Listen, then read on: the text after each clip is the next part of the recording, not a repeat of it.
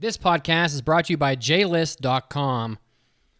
Well, we all know JList and JBox.com are great places to get Japanese snacks and buy figures and other types of merchandise, but they're also a fantastic place to get import PC games and console games as well.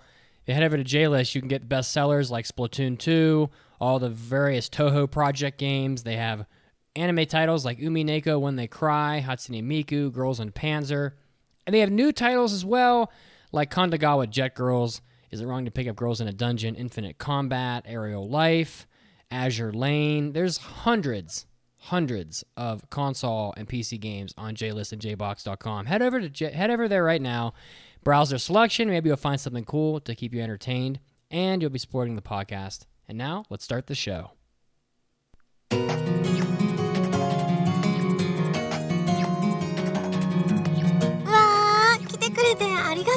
You're listening to the Anime Addicts Anonymous podcast. Take your anime addiction to the next level at aaapodcast.com/join. And now, here are your anime addicts.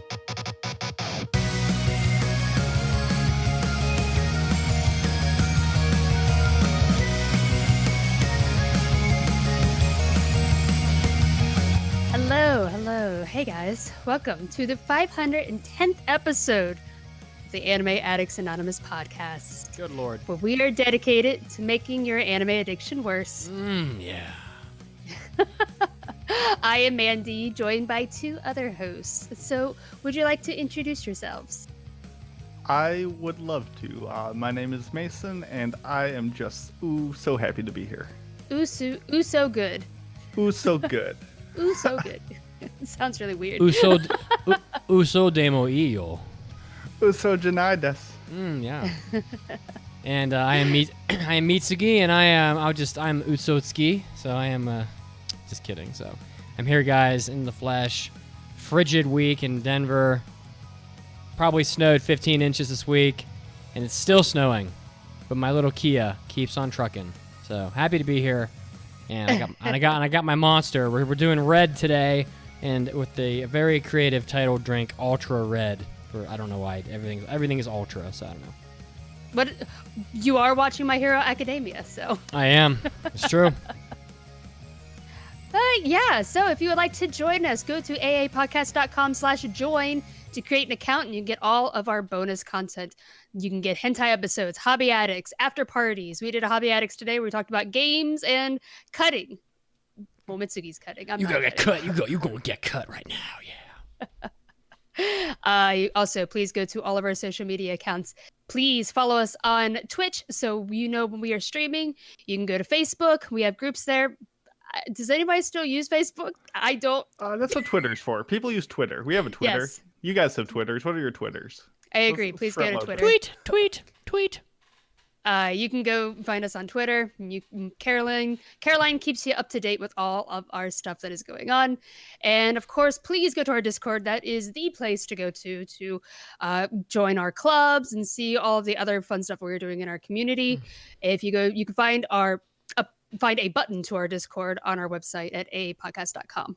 And you can join. And what's going on in clubs? Health Club is going strong. We are just a couple weeks away from ending the first cycle. So if you've been kind of on the ropes of like, I don't want to, that seems kind of hard.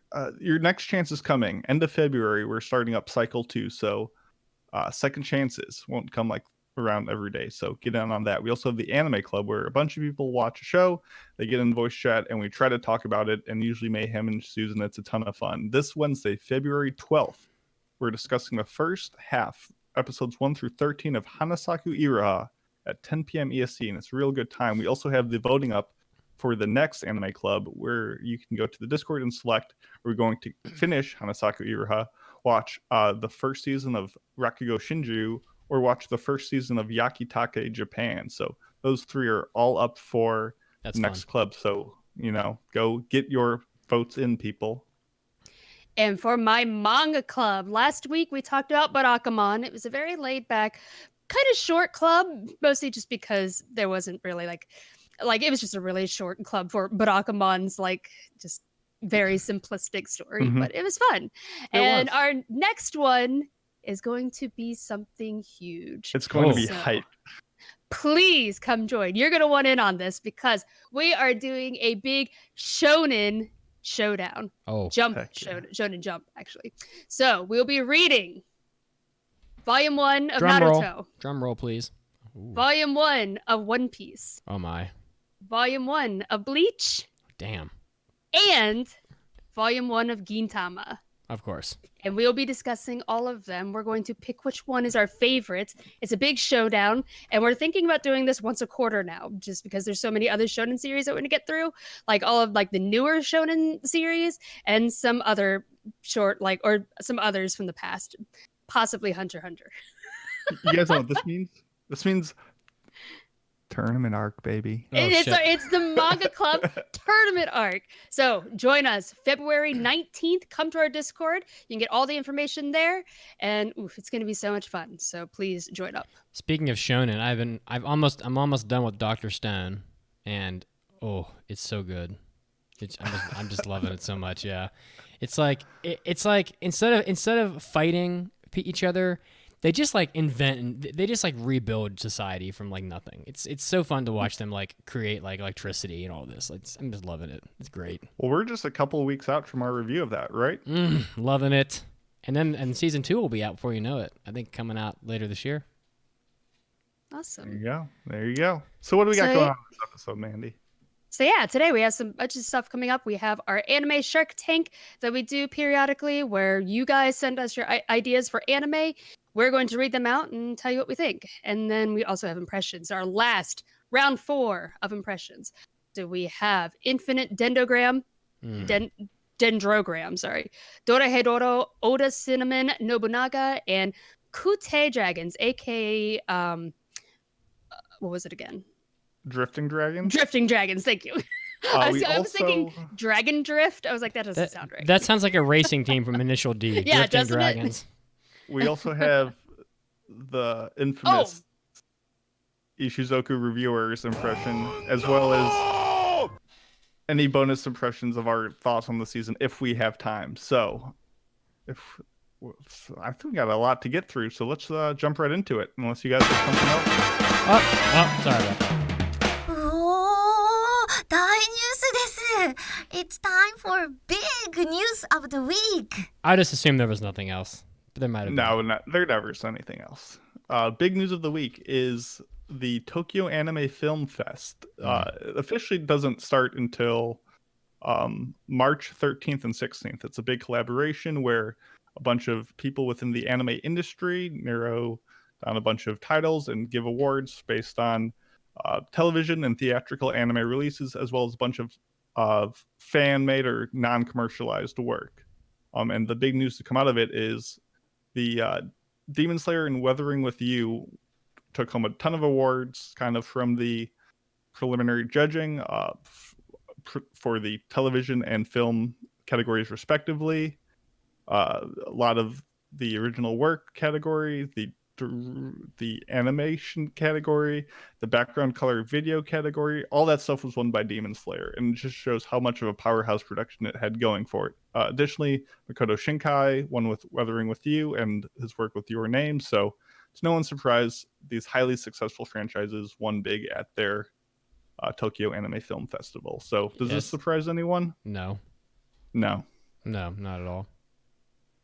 But I am interested in watching because there's a ton of we all know Demon Slayer is good. We all know Weathering with You is good. So moving on, I'm just excited to see these works that we normally don't get to see from like a global audience that gets like their chance to shine. I think that's much more interesting. I mean, Weathering with You was good, but maybe. Look, I'm not surprised that Weathering with You got a bunch of awards, including director, but. I mean, it was good, but it didn't blow me away, though. I really think Shinkai is kind of functioning off of his aesthetic and just, I don't know. It's been a while since I've seen a Shinkai film where I was like where I felt like moved, or I was like, wow, this movie did something. This movie changed anime in some way, or it doesn't make me feel the way I felt when I watched like Red Line, or when I watched Grave of the Fireflies, or when I watched some of the Satoshi Kon movies. So I'm not really sure. I guess, I mean, it makes sense because of the popularity alone. It's just like enough to make it win. But yeah, it didn't. I would say it didn't flatten me. But you know, I'm also a grumpy old man, so what the hell do I know? I mean, Fair enough. Fair so, enough. yeah. And Ishuzoku Reviewers, which I have on my computer right now, uncensored, an octopus girl just smothered a person with her tentacles. So, in other news, very fantastic. Well, is there anything else on this anime film festival?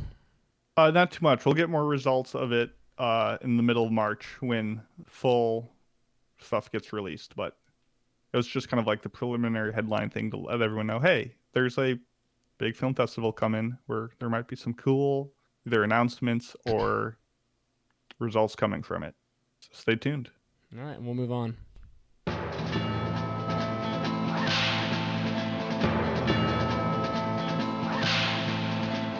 Howdy, partner. I seen you riding in on that dusty trail. Welcome to the good, the bad, and the moe.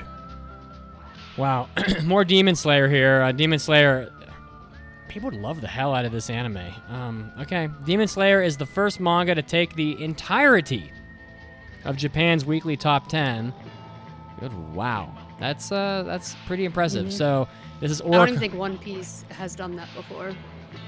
Yeah, I mean this is Oricon's manga chart. So for those of you that don't know, that's pretty impressive because you know you're talking about a manga that these manga they come out, you know, semi irregularly. You know, maybe once a month, is to my knowledge. I don't know the exact release schedule of Demon Slayer, but it seems like these manga tend to come out like once a month or so.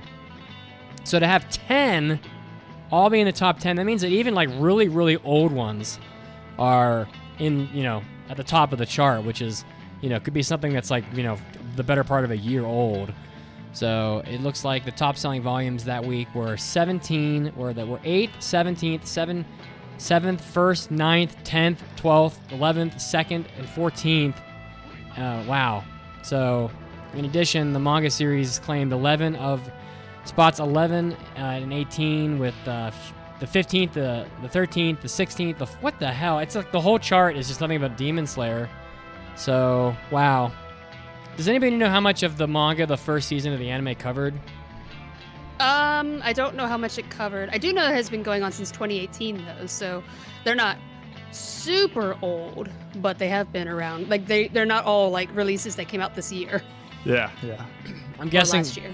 I'm guessing the first two volumes probably weren't on the chart, and then the anime came out, reinvigorated interest, and then you got people buying through like the old volumes again.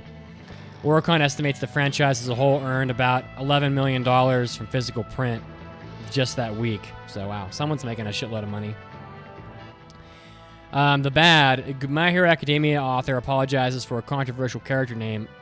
I kind of read some of this, and I might need some backup here because some of the cultural detail escaped me a little bit. But it looks like following the widespread removal of My Hero Academia's manga and anime from a Chinese digital platforms this week, the Shonen Jump magazine manga publisher Shueisha issued an apology in many languages, including Japanese, English, Mandarin, Cantonese, and Korean. The apology said that regarding a character named Maruto Shiga, which appears in chapter 259 of the My Hero Academia, a large number of readers from China and other countries pointed out that the name evokes memories of the Shiga is a part of another character's name, and Maruta is the kanji for round and fat, which reflects the appearance of the character in question, and any apparent reference to historical events was wholly unintentional.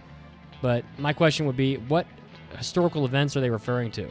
So, apparently Maruta, going off the article, was a code name for a human experimentation that was done by the Imperial Japanese Army during the Second Sino-Japanese World War, in World War II. Mhm. Okay. So, yeah. Well, that would do it, I guess. So, and I guess they're going to rename the character I saw as well. So, I'm not sure what they're going to rename it to, but I mean, Okay. it kind of stems from an overall issue of Japanese's kind of refusal to take criticism or blame or reflect on, apologize for the actions they took during war and kind of, what they've done to Chinese and Korean various civilians that were either captured there or done experiments on. Like, it wasn't a good look, and they've never really acknowledged what went on, and it's kind of stems Right. from their tension with all of that. So, just unfortunately, not a good look. Just to answer your question from forever ago, just to make a dumb segue, it looks like the anime of Demon Slayer finished at around volume 6 of the manga. my So there's God. still about 11 volumes yet to be adapted. yeah, there's a lot more to go. Yep.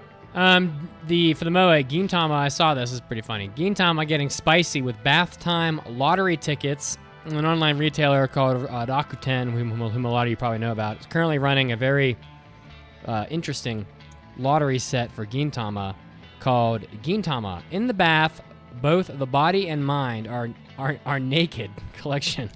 I love Japanese English. So on brand for Gintama. Yeah, exactly. The lottery has 7 prizes ranging from S rank to F rank, and all have a bathing theme. In fact, one looks to be actual bathtubs, so the S prize is listed as one of 2 traditional wooden bath pails. An A rank prize is one of 5 varieties of bath towels. B rank is one of 5 B-size bath posters, etc. And when you go to if any of you ever go to Japan, a lot of times you go to like a convenience store, and when you spend 500 yen on one just random crap, you can stick your hand into like a box and pull out a piece of paper that'll have like a random prize in it. And so like this kind of reminds me of that, where you'll spend a bunch of money and then you'll stick your hand into a thing, and then most of the time you get like a piece of crap, but then sometimes you get really lucky and you get something cool. So the current set features a naked Hijikata Toshiro and another one of Okita scrubbing the back of Kondo. So I actually haven't seen Gintama, so I'm not real familiar with these characters, but boy, there's 3 photos in our document, and I would say that 90% of the total surface area of all 3 photos is censored. So, wow, something interesting is happening. So on brand. So on brand for Gintama. Gintama is 90% naked man butt. It's great. Well, 90% is a high number, but you're not wrong. True. You're not wrong. It's high though. Listen, I'm just gonna say that it might be on brand for Gintama, Mandi, but naked man butt. I mean, that's on brand for you. Yeah, I know. How do I get these lottery prizes? Well, I love all the surprise lotteries in Japan. I vividly remember the first time I went to like a conveyor belt sushi place. yeah. They have like little, like gotcha machines up above the table, and I'm just like, oh, like that's just like for like decoration or something. But no, like if you spent a certain amount, which I realized after the fact, it just automatically triggered it, and you'd get a prize. And I was just halfway through my meal. I'm like, ooh, let me pick this up. And the second I do, all of a sudden, all these lights start flashing and the gotcha thing starts going. And I was like, I didn't even know I was playing, but I'm a fan. Got a little Detective Conan keychain guy. It was adorable. When Mason ate his 437th plate of sushi, right? Should have just kept on playing. Yeah, exactly. Mason, go get me Gintama shit, please. Let's do it. I'm sure there will be a bunch of rejected prizes from this. All the B2, the S, or no, the F prizes that no one wants. We'll go lap them up. I want the wooden bath pails. They do all kinds of stuff. Like there was one time when they had when Mr. Donut, which is basically Dunkin' Donuts, because Dunkin' Donuts I think is actually a Japanese company and used to be, I think Mr. Donut. I think they're owned by the same person or someone, or they used to be. Anyway, Mr. Donut in Japan looks just like Dunkin' Donuts here. It has the same colors, the same concept. It's just it's obvious, right? Well, Mr. Donut would be like, oh, if you eat 50 donuts in 1 month, then you'll fill up your scratch card and you can get a plate that says it's donut time, and it has a picture of I have that plate in my kitchen. I could probably just go get it. I was gonna say it sounds familiar. I mean, I think you have that. I could just go get it. I mean, hold on. All right. Well, amidst stall for that, time. I'll talk about just the trivia. Essentially, we have our trivia on our website. Oh, his returned far faster. He knew exactly where that donut plate was. Very special plate here. I had it's adorable. I had to increase my my cholesterol very much to get this plate. So for those looking at you now, the reason why it's so cute is it has this lion on it, and the mane of the lion is in the distinctive shape of the Mr. Donut donuts, which is just like a bulbous chain of things that are connected, and it looks so nice. It's called a pon de ringu is the name of the donut, and it's basically like a bunch of really chewy donut holes, sort of, that are all fused together into the shape of a ring. And I think the idea is when you eat it, you kind of eat them one at a time, and they're delicious. And then the lion's name is Pon de Lion. So it's just super cute. And this is for the 50th anniversary. I don't know. We got way off topic, but yeah, it's just cute. So anyway, as I was saying, you can go to the aapodcast.com and find our weekly trivia to win fabulous prizes. The answer from last week was Ushio and Tora. Yes, right. The winner for the week was Majin Vegeta. And the winner for the month is Maddie 40 Hands. I hear dog. I hear cat. She hasn't stopped since we started. I've been trying to kind of shoo her away. I'm like, come on, stop. Stop it. Well, speaking of, congrats, Maddie 40 Hands. And fittingly, the theme for this month is going to be anime cats. Oh. Well, there we go. I've got one here. So Ravage, unfortunately, is not the answer. You can keep that out of your submission. So go over to the website to play along and win a fabulous prize. And here's your drop. I couldn't find it. Holy moly. It must be my birthday. There you go. For those of you who don't like winning things, you can also, I guess, if you want, play our in-show weekly trivia question, which is, as I mentioned, for no benefit to anyone but your own ego. And we'll tell you what the answer is after our little news break. And the question is, in the anime Golden Kamui, the character model for Tatsuma Uchiyama is based on a real person from history. Who is this person? If you don't remember, that's the character with the big old block on his forehead. So, think about it. And if you know the answer, type it out in chat or just yell it out really loud at your coffee shop. Like my cat. Yeah. See you soon.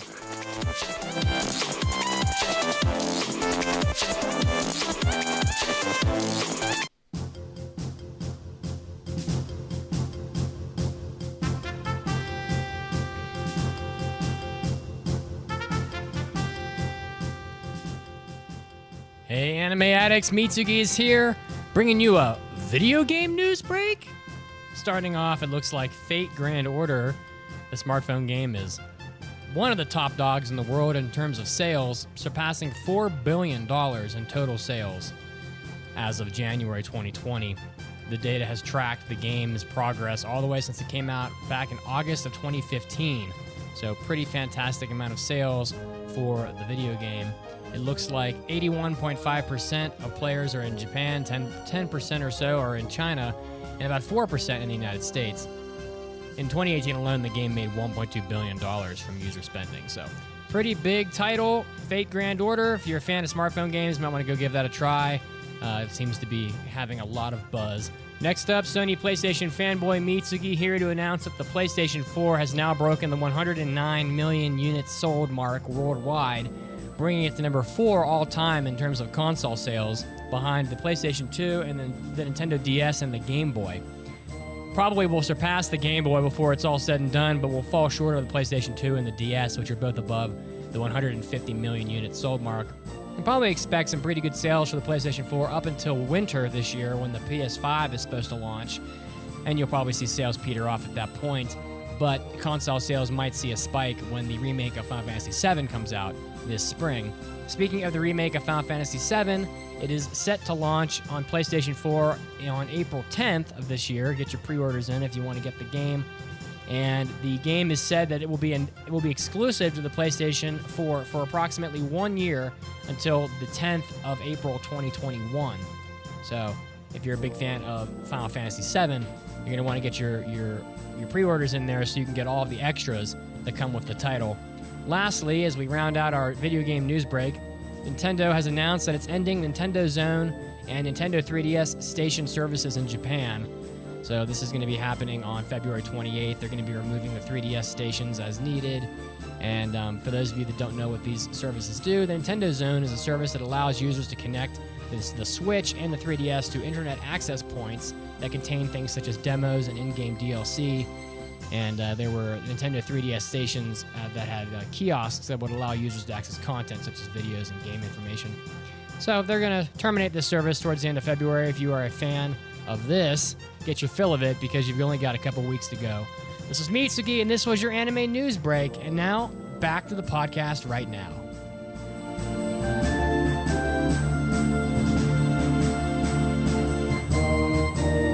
Hey, Mitz, what's the website? Oh, Enzo, you'll never believe this. What? Oh, no. JList.com is going to release a Church of Mitsugi PC game. Hello. It's called Moe Stomp Stomp Deluxe Edition. Deluxe? It's a turn-based RPG where you go on a quest to rid the world of Moe girls. I commissioned it from JList. I didn't know JList.com sold anime PC games. Oh yeah, Enzo. JList.com and Just USA are the same company. They sell hundreds of English language visual novels such as Fate Stay Night and Steins Gate, and they have adult games as well. And Moe Stomping games. Moe Stomping is not a game. It's life, Enzo. Life. Right. Oh, I see. They have the new Mad Pompadour 12 Good Hair Days. Let's get that for Kazuo. JList.com, your home for all your Moe Stomping and Pompadour game needs. Oh, and most other anime games as well. Hi there, my name is Spike Spencer. I'm the voice of Shinji Ikari and many other crazy bastards. And I am an anime addict.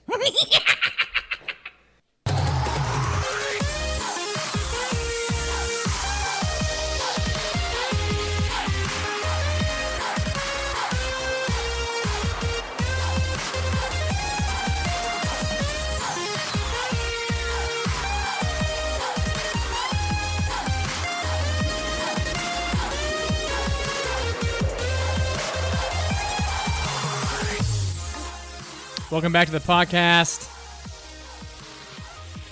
In the anime Golden Kamuy, the character model for Tatsuma Ushiyama. It's based on a real person from history. Who is that person? And the answer is he's based on Tatsukuma Ushijima, an all-Japan judo champion. His nickname was the Demon Ushijima. In 1944, he attempted to assassinate Hideki Tojo, a general and the leader of the Empire of Japan. And he has some pretty badass hair. It is luscious. It's very And intense. a stash. Very intense stash. Yeah, he's very, very intense looking. This is everything that Kazuo always strived to be with his pompadour, but never could quite climb that mountain of hairy goodness. So... all right, well, as we do every week, it's now time for Mandi's Manga Minute, where she will certainly predict an anime that will come out sometime in the fall. I don't know about this one.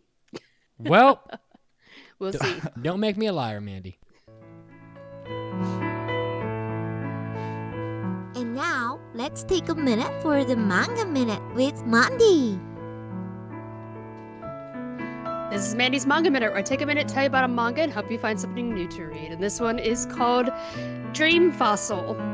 Interesting. Dream Fossil is a collection of 15 short manga series by the late Satoshi Kon. These short stories, serialized in a variety of magazines and collections in the 1980s, and they give a rare glimpse into the early stages of Kon's uniquely compelling style of storytelling. The buds of dreamlike themes and the imaginative worldviews that would blossom in this later animated works are also readily apparent in this volume. And yet the flights of fancy are anchored by knowing, empathetic portrayals of the very human characters at the center of each story. Dream Fossil was released in 2001, and it is 15 short stories by Satoshi Kon, and they're all compiled into a single book.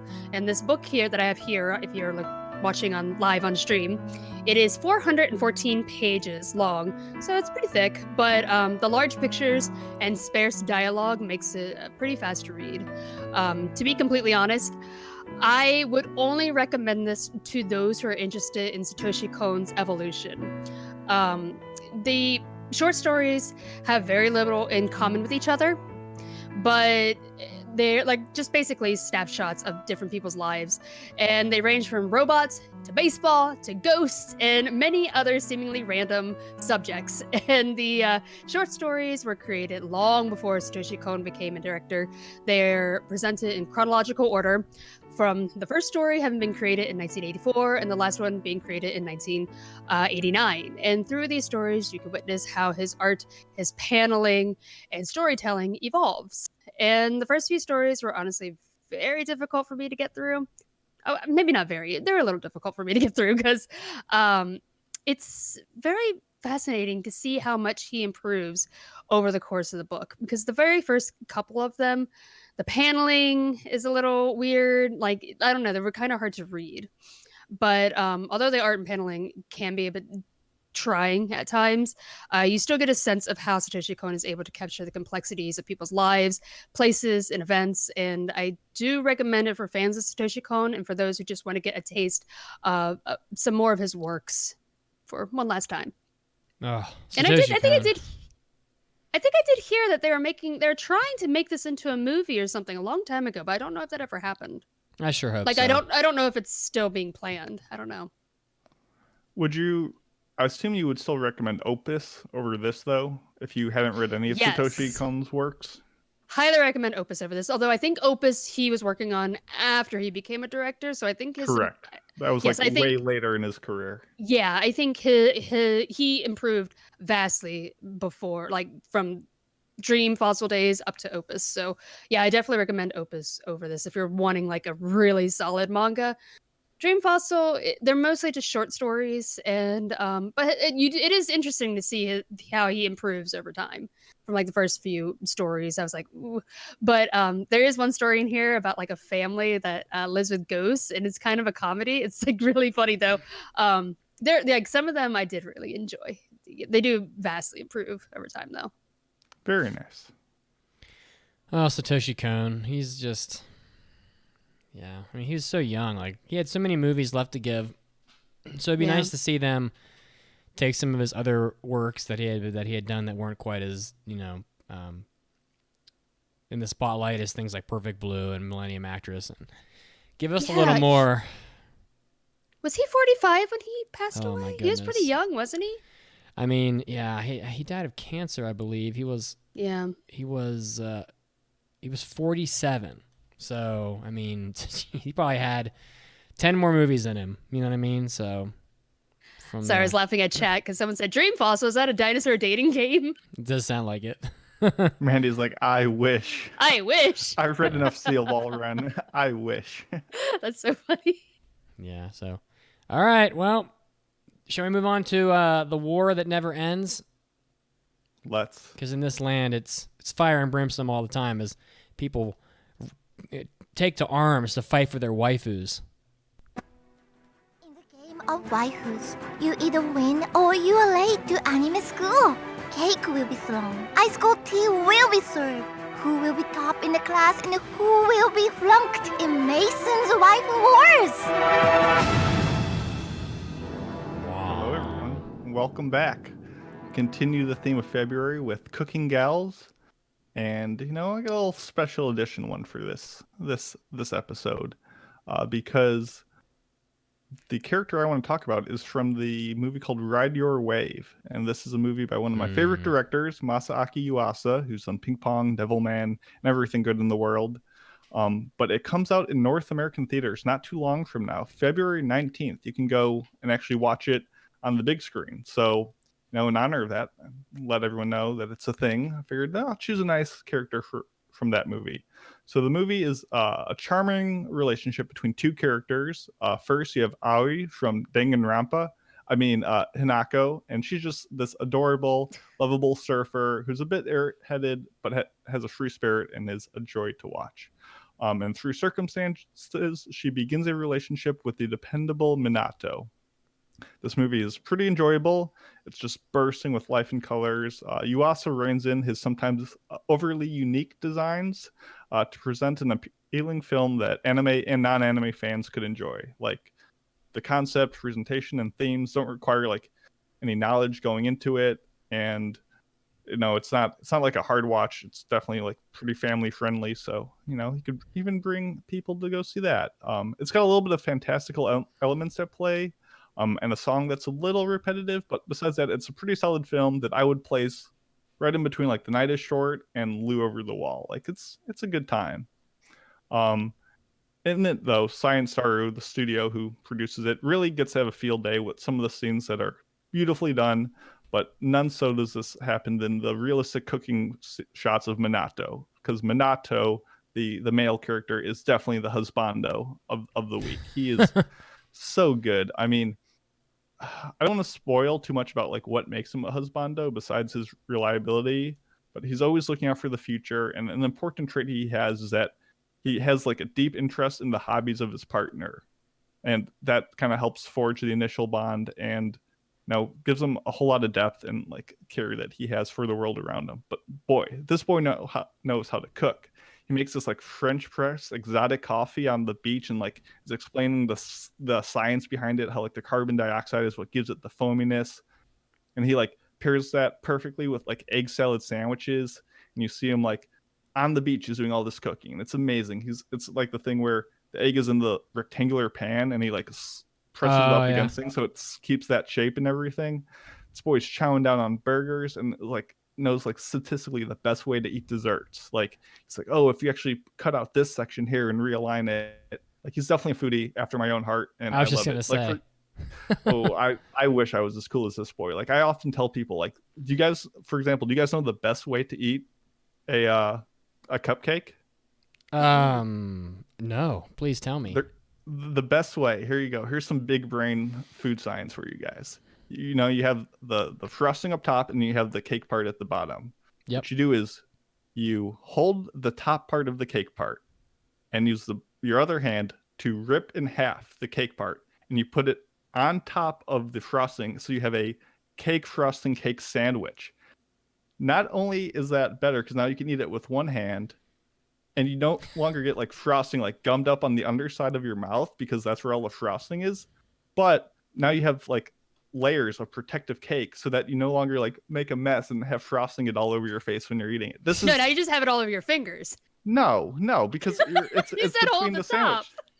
Well, no, you're You said holding the hold top the part top. of the cake. Top part of the cake. You got crumbs And everywhere. a little bit of crumbs never hurt nobody. Listen, that's the best way to do it. Now you have promise ants.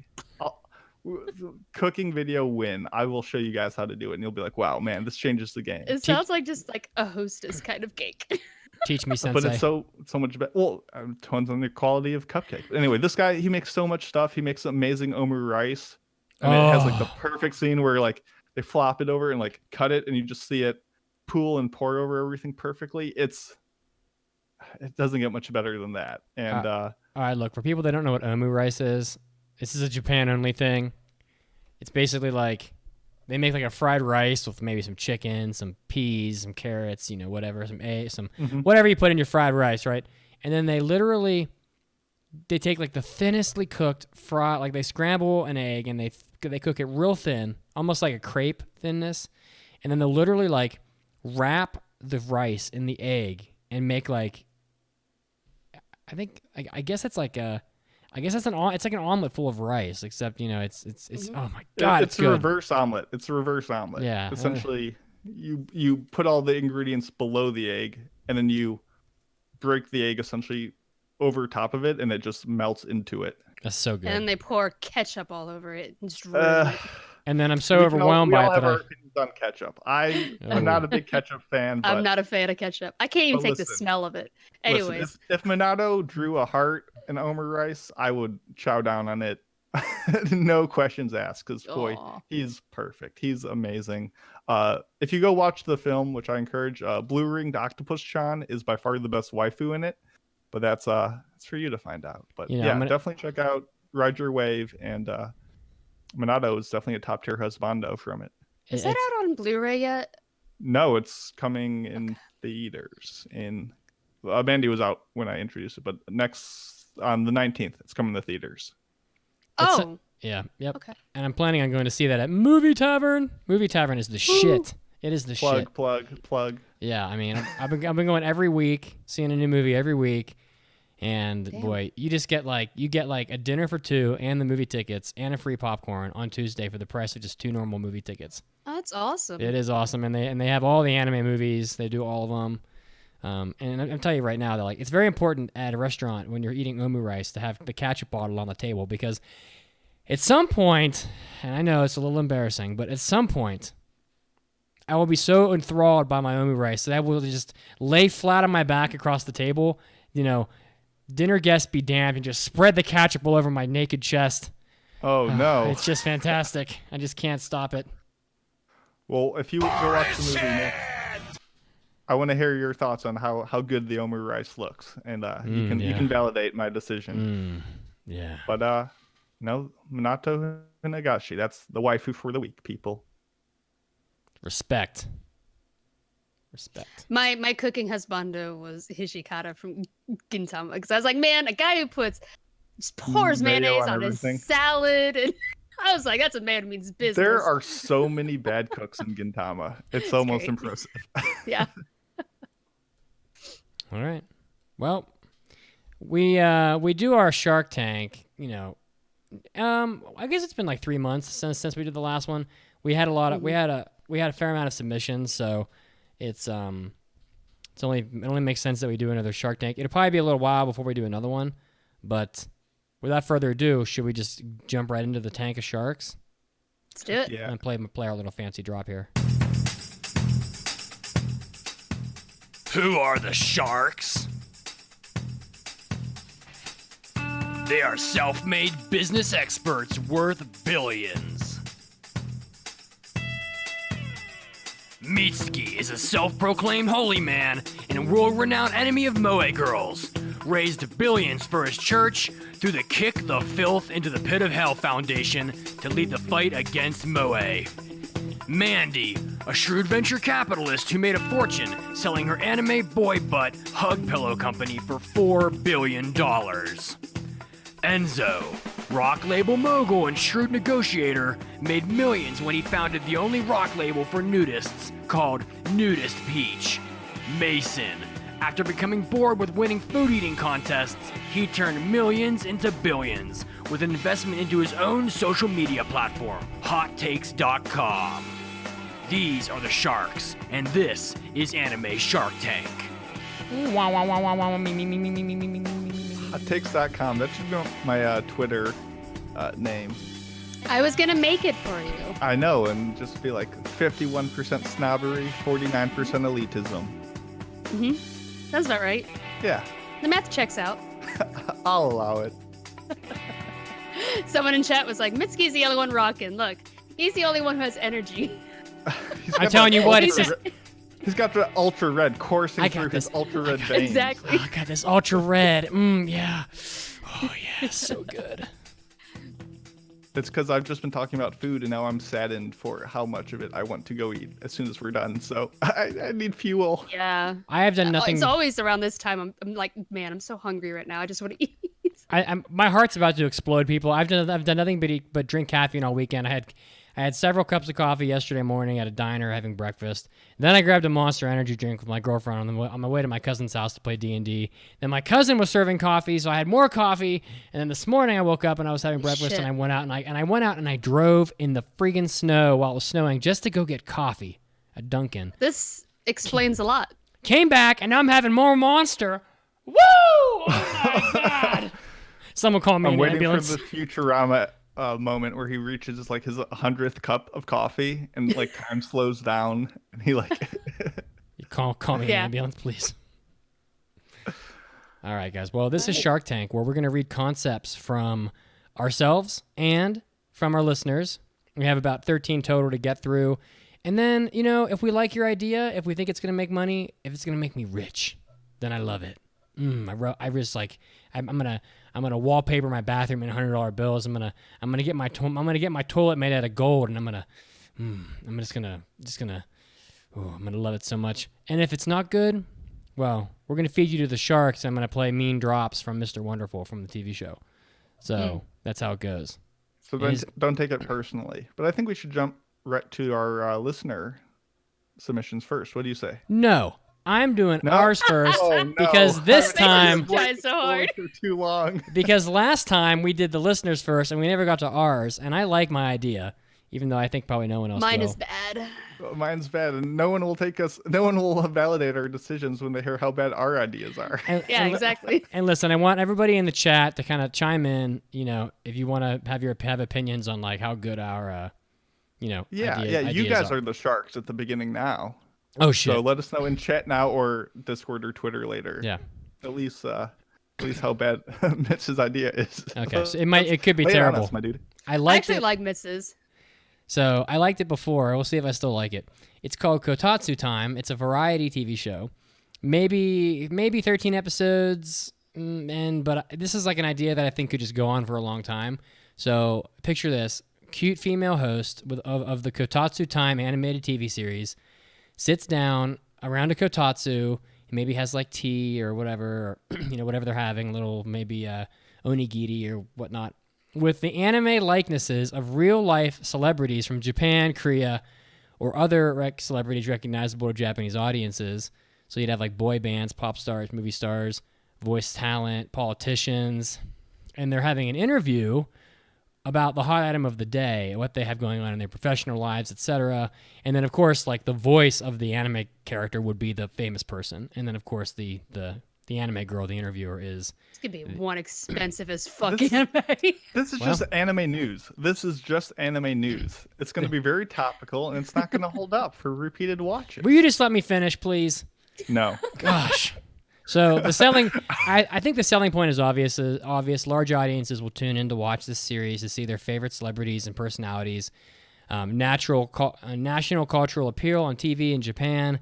In addition, it's a way to get the celebrities to appear on the series. Figures of the anime likenesses of the celebrities will be sold, and the proceeds will be donated to disaster relief from typhoons and the Great Tohoku earthquake, or other like timely sort of disasters. It seems like Japan's always unlucky in having some kind of a terrible natural disaster. So, it could probably go on for a long time. Could be one of those TV shows that runs for a while where, it's just like, it's a cultural thing that you see in Japan and, like 7 p.m. on a Thursday or something.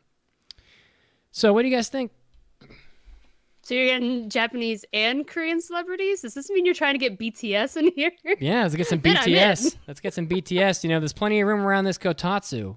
You know what I'm saying? So, do you guys like the I idea? can't remember which one of them speaks Japanese. I don't think they all do. I can't remember. Some Well. of them do, though. Well, regardless of all that, what do you guys think? I don't think this has much rewatch ability. This is just news. Like, do you ever rewatch like the news from like a week ago or 2 weeks ago? Like, no.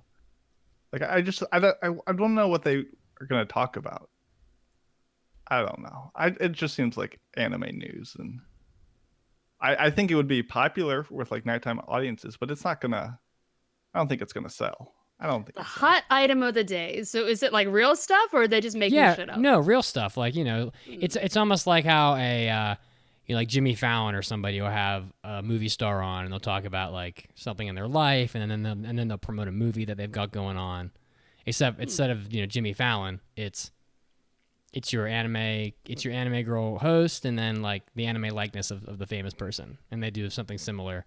But why wouldn't they just want to see the normal people? Like, if they're interviewing famous people, wouldn't they just want to see the famous people do the famous people things in real time? There's hundreds of videos of BTS, for example, doing interviews and stuff. There's not an anime BTS. Exactly, but nobody wants the anime BTS. I do. Mandy wants Nobody.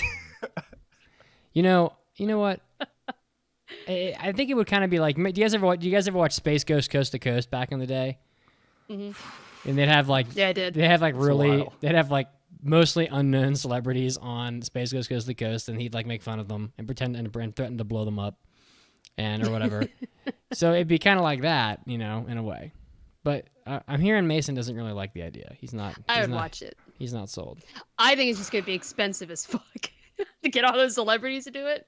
Well, it's going It's to going to cost more than it gets back. Well, it's for charity, right? So they're doing it for charity. True. This ain't no charity. Mason doesn't understand the power of BTS Listen, stands. do you think I know what sympathy is? It's not in my dictionary, my friend. Damn. All right, I guess my idea is going into the Shark Tank. I would watch it. No one in the chat showed up to defend me, so Come on, Damn. chat. Let us know. Yeah, Mitz, you pitched a Moe show.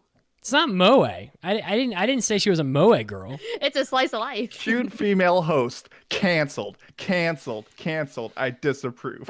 You know what? Dr. Stone is full of cute girl characters, but none of them are Moe. Well, except for the little melon girl, but other than that, fine. You know what? The chat doesn't like it, so you know what? You guys can just. I would watch it. You guys can. Yukikashi's gonna be on it. You guys- Momono Miyano's gonna be on there, right? Of course. Yeah. Fuck it. I'm in. Yeah. Well. Kotatsu Time, executive produced by Mandi. Not a lot of people in the chat chimed in, but most of them didn't like my idea. I want to read a poem, and I've written it for you. This is That such a doesn't special happen very often. Okay. In cash, I know because I like to watch it flow. When I ask valuation, I want no hesitation. Bullshit. Are you worth $10 million? Hell no. You're all wrong. I'm sorry. Now we can make fun of Mason. Oh, it's coming. No. That all of my negative comments were under the assumption that I do no longer get judged. Payback is a bitch. Are you making me go now? Is that what? Yeah. That's right. Go. It's your turn. That's right. Okay. So this I wrote this up a long time ago. Let's see how it holds up. So the title of this is called Odore Code, aka Dance Code. I'm out. Man, how the fires burn. Anyway, this would be done by Studio Satellite. It would be a musical isekai show. Satellite, excuse me. Satellite. It's the Target. It's the Target of anime studios. Exactly. So of course, because I'm weird, I gotta go with some weird things. So the length would be 8 double-length long episodes.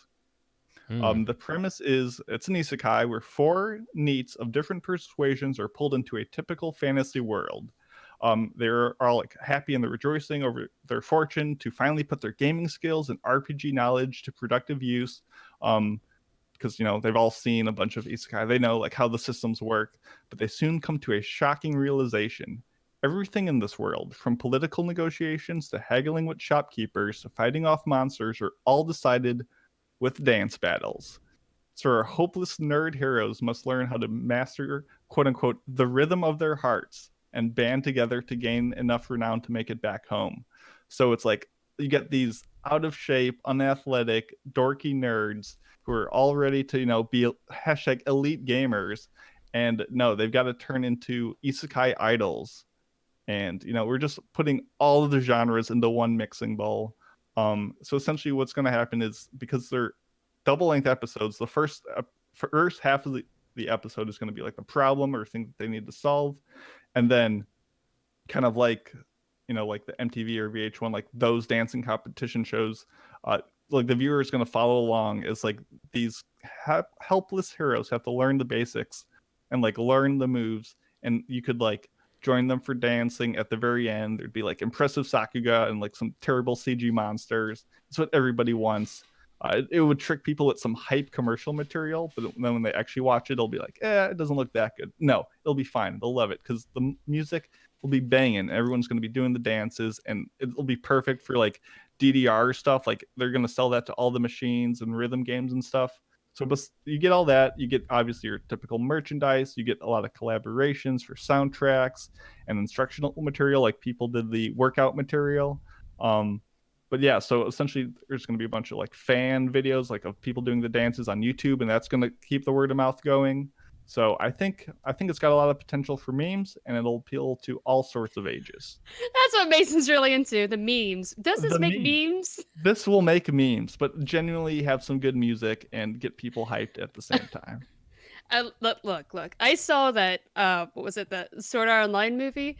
Where they were like, oh, it's now AR, like augmented reality. And now Kirito's like, man, I can play video games, but I'm not very, physical. I'm really bad at this. Look, that motherfucker by the end was still the best damn player, so I know how these go. Mandy coming with the fire. Holy shit. Well, it's just gonna, give confidence. Anyone can dance. Anyone can get out there. By the end, it's an isekai. By the end, they're all just the best dancers in the world. Exactly. Oh, they're gonna be grooving and bumping, and everyone will be jamming along to it.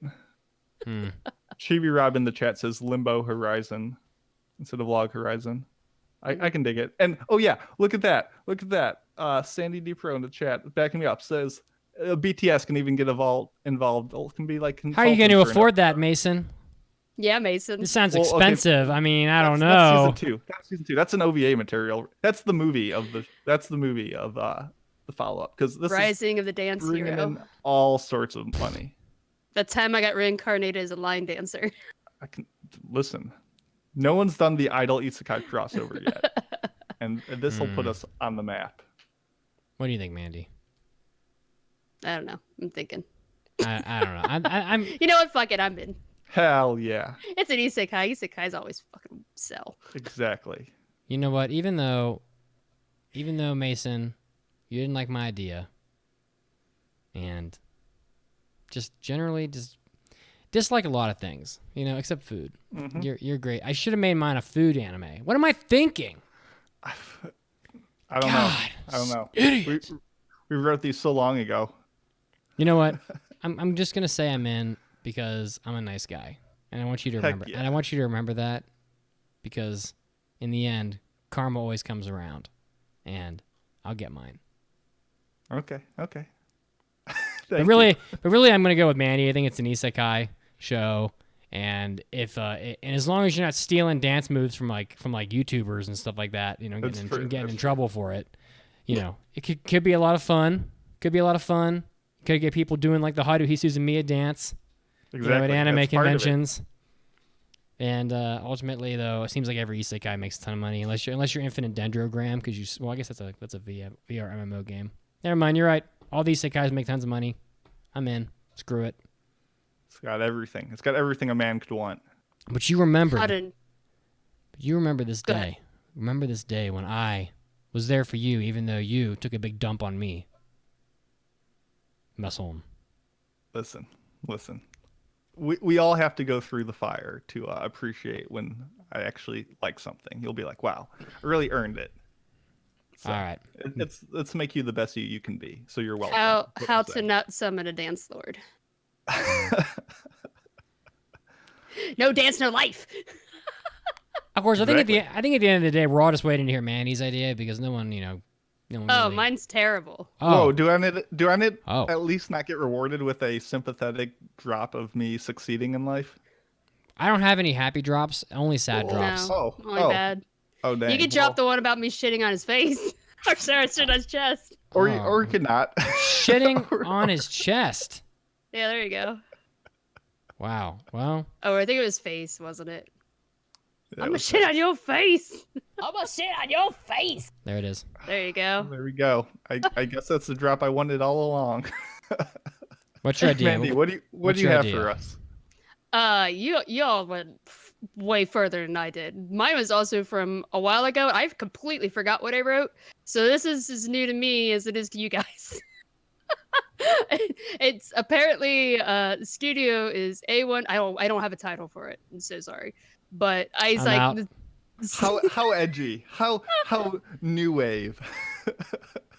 The title of this anime is "We Didn't Pick a Title for This Anime." It already sell. Studio A1 Pictures, apparently. My genre is working slice of life, and like this 12 episodes. Premise: a slice of life following a group of students going through veterinary school and doing specialty clinic training as interns.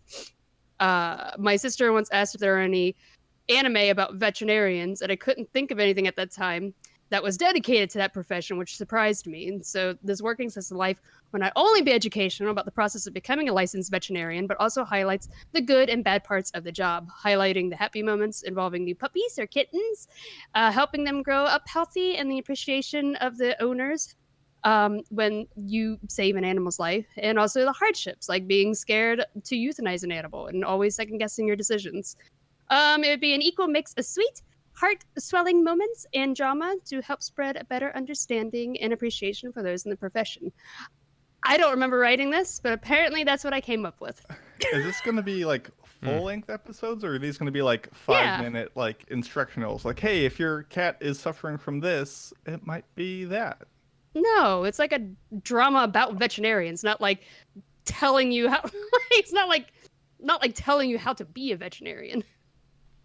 The anime has no title. I think it's so like meta. It's like, oh my god, It this is. anime Trying has to no get to the title. top of the Mel chart, alphabetically, it'll always be at the top. That's what she's going for, I think. Daedalus48 on Twitch says vets at work. Yeah, that's at work. There you go. Well, I think cute animals seem to do well in anime. People love Chi Sweet Home, and people love dogs, and I mean, what kind of animals would you feature? Dogs, cats, all the all the usual common ones. pets. I think Special I'm in- Horses. for OVA. I think My I'm in- sister I had to think work I'm in. with cows a lot too. Ooh, wow. Well, there are cowgirls in Ishuzoku Reviewers, which we're gonna get to, and yes, they have big udders. Interesting. They have very big udders. Yeah, I think I'm in. I think this is cute. It hasn't been done yet, to my knowledge. Although No, that is not. The only one that I could think of was there's a tiny bit in Silver Spoon, which is what we were talking about. I remember this when we were talking about it. We were watching Silver Spoon, and there was a little bit in there, and she's like, is there any anime about veterinarians? I was like, not to my knowledge. I don't think there's an anime or a manga, no. which surprised me. Although I will say that in Japan, like veterinarians and pet ownership isn't nearly as common, so I'm not really sure. I'm not 100% sure it will be a success, but people might be intrigued by. People love cute shit in Japan, and they might be intrigued by veterinarians since it's kind of an intensely prevalent profession. You know what I mean? So, but yeah, could be fun. And I think it'd probably be a hit with Western audiences. So, Yeah. what do you think, Mason? I'm torn because I'm a huge sucker for like workplace shows. I always love stuff like that. And if it leans into that with like the clinical trials, it could be good, and I think it would be enjoyable. I think if it leaned too much on just it's cute animals on screen, like there wouldn't be a lot of substance. No, it's a to drama. it. I don't know. I'm not visualizing it well in my head. I would need more support. I would at least need a title to convince me. So I'm gonna say The title is Shut Up, Mason. This is my vet anime. I'm out. Well, good. I didn't like yours anyways. Well, good. I didn't like mine either. Well, the chat, there's some conversation going on in the chat, but no one's really applying if they like it or not specifically. So I think we're just gonna have to feed you to the sharks, Mandi. Fuck it, I don't care. The sharks of the vet school. But I feel kind of bad because I like the idea. I can't watch you kill money that way. Children are going to watch this. You know, Kevin, They're going to watch you kill money. That's the beauty of the show. You're murdering money in front of children. You're murdering money in front of children. Wow. All right. Well, let's get some of the listener suggestions. The first one's from Cooper. Cooper has a title for an anime called The Red Contract. Is this for Monster? An ad for Monster? The monster you're drinking? Oh, well, I don't think so. A supernatural comedic romance and non-battle battle anime wherein a boy and a girl compete with one another to see who can first complete a challenge which takes each of them to kiss one of every type of common paranormal creature, all of which reside in their city. The lore, knowledge, and behavioral analysis of their targets will be paramount to victory. The first person to complete the list wins, and sabotage is totally allowed. I think this idea would be best served with serious humor. The situation is a bit absurd and vain, but the stakes would be set up in such a way that it would be approached with gumption and urgency. It would not need incredible animation, but of course that always helps. It might even be best served with a Mob Psycho-esque style with fluid character models and simple designs and strong animation. I properly suck at marketing plans, so I would leave the idea generation for that in your extremely capable hands. Also, not a protagonist, but at least one support character should be voiced by Miyano. Well, you just did that for Mandi. A werewolf, probably, because of course. They're trying to sell to me. They're buttering you up. A show where people have to go around and kiss paranormal creatures. This sounds like the PG version of Ishuzoku Reviewers. Oh, I think Cooper just read the winds ahead of everyone else. Are you like forcing them to kiss, or is this like a is this like No. a consensual kiss? No, you gotta go. You give them a fat smooch, and then you get like a stamp in your And then you stamp book, run? and the first one to get all the stamps wins. Yeah. Okay. I don't like that they didn't include a marketing plan. This is supposed to be Shark Tank, and like, you know, you're supposed to know what you're doing. You know what I mean? And it kind of scares me that you don't have a marketing plan. So I'm out. I like the whole idea of, because we have been getting a lot of yokai shows and stuff. I mean, even just this season with like Inspector and Toilet Coon, like those are both pretty things. So this yokai thing might be making a comeback. And I've never seen like the romance aspect included in that. I'd want to know if it was more like Mandi mentioned, like, do they have to go out and romance each of these people, or just kiss and run? I don't know. I could be mixed. It Drive-by could be kiss. good, but yeah. But I'm probably gonna pass on this one. Once again, I can't quite vision how it would go down. Paranormal creatures. So there are some really terrifying paranormal creatures that I would never want to kiss at all. I think I'm out. Wow. Call it paranormal puckers. Well, I'm thinking about like the slit mouth lady who has like the massive mouth who Oh, eats the hell with people. that. So The hell with that shit. Well, they said common paranormal creatures, so I'm assuming it's. I don't know. I think we're all out, and we got a lot to I've get looked through. at the valuation and I say, are you guys out of your friggin' minds? All right. Next. This next one comes from Simulacrum. Thank you. The one was throwing me off from Discord. They write, 3 Japanese accountants at a multinational conglomerate summon a non-Euclidean demon. The world and humanity are slowly changed in horrifying ways by the conglomerate's now demonic influence led by our 3 accountants.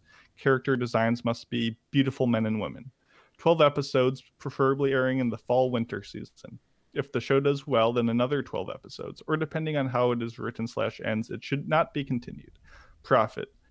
Betting on the attractive character designs and solid horror to sell merchandise. Blu-ray / DVDs, models, manga adaptation, ?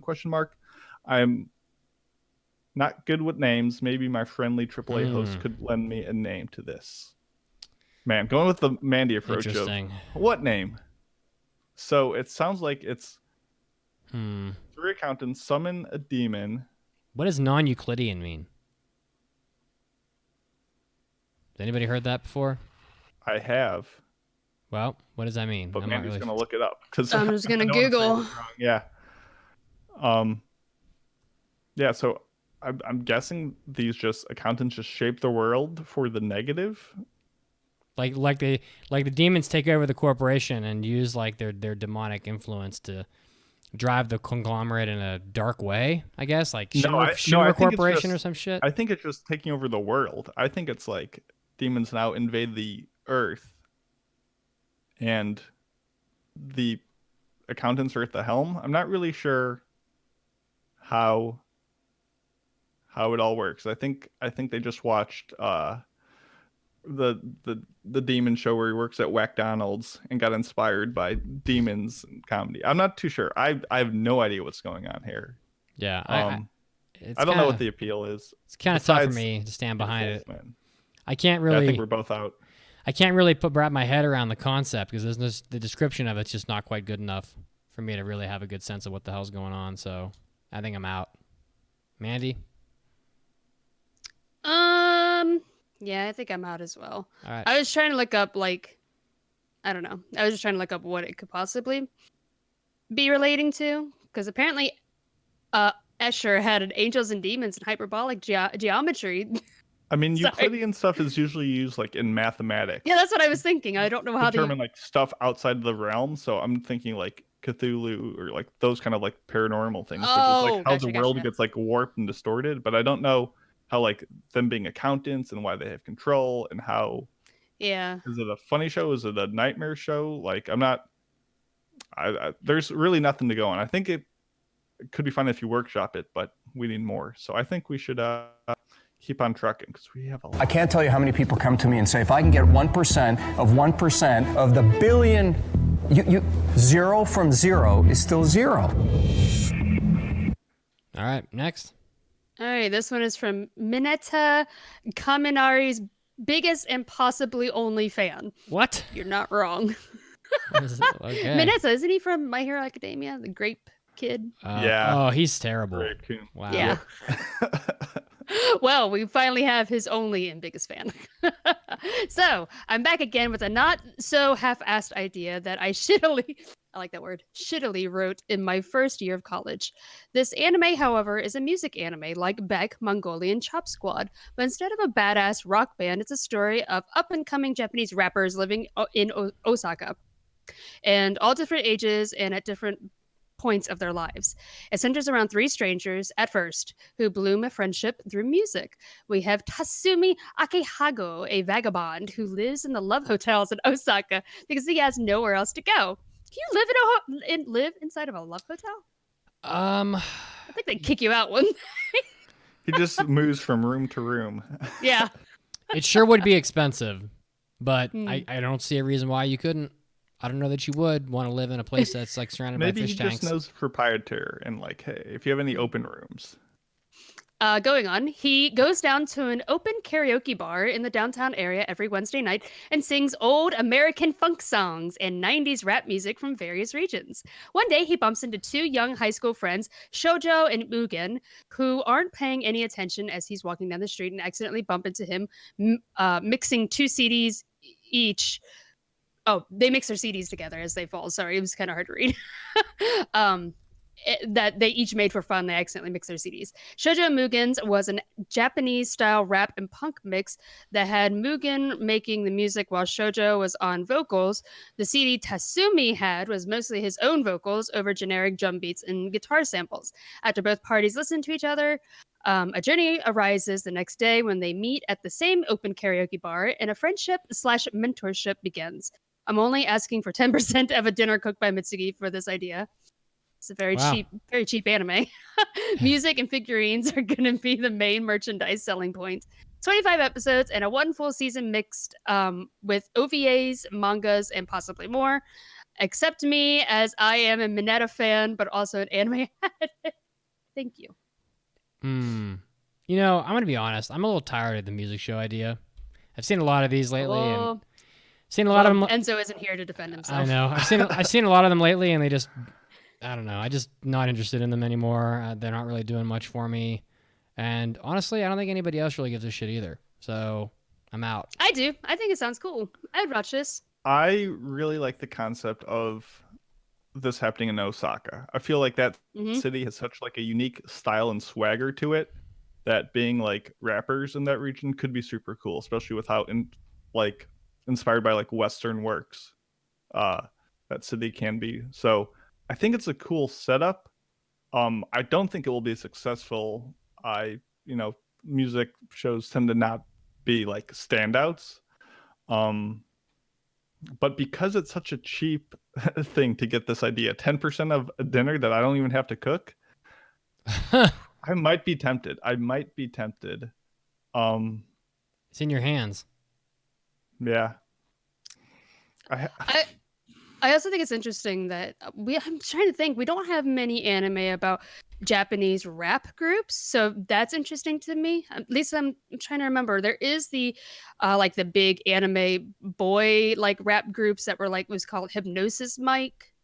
Those have been recently blowing up in Japan, but I can't think of any other anime like that. Let's do it. I think if the two high school kids it kind of got them to break away from like the typical school situation, it could be unique. I don't think it'd be a profitable, but I think it could be a good time. So I'm in. I'd watch it.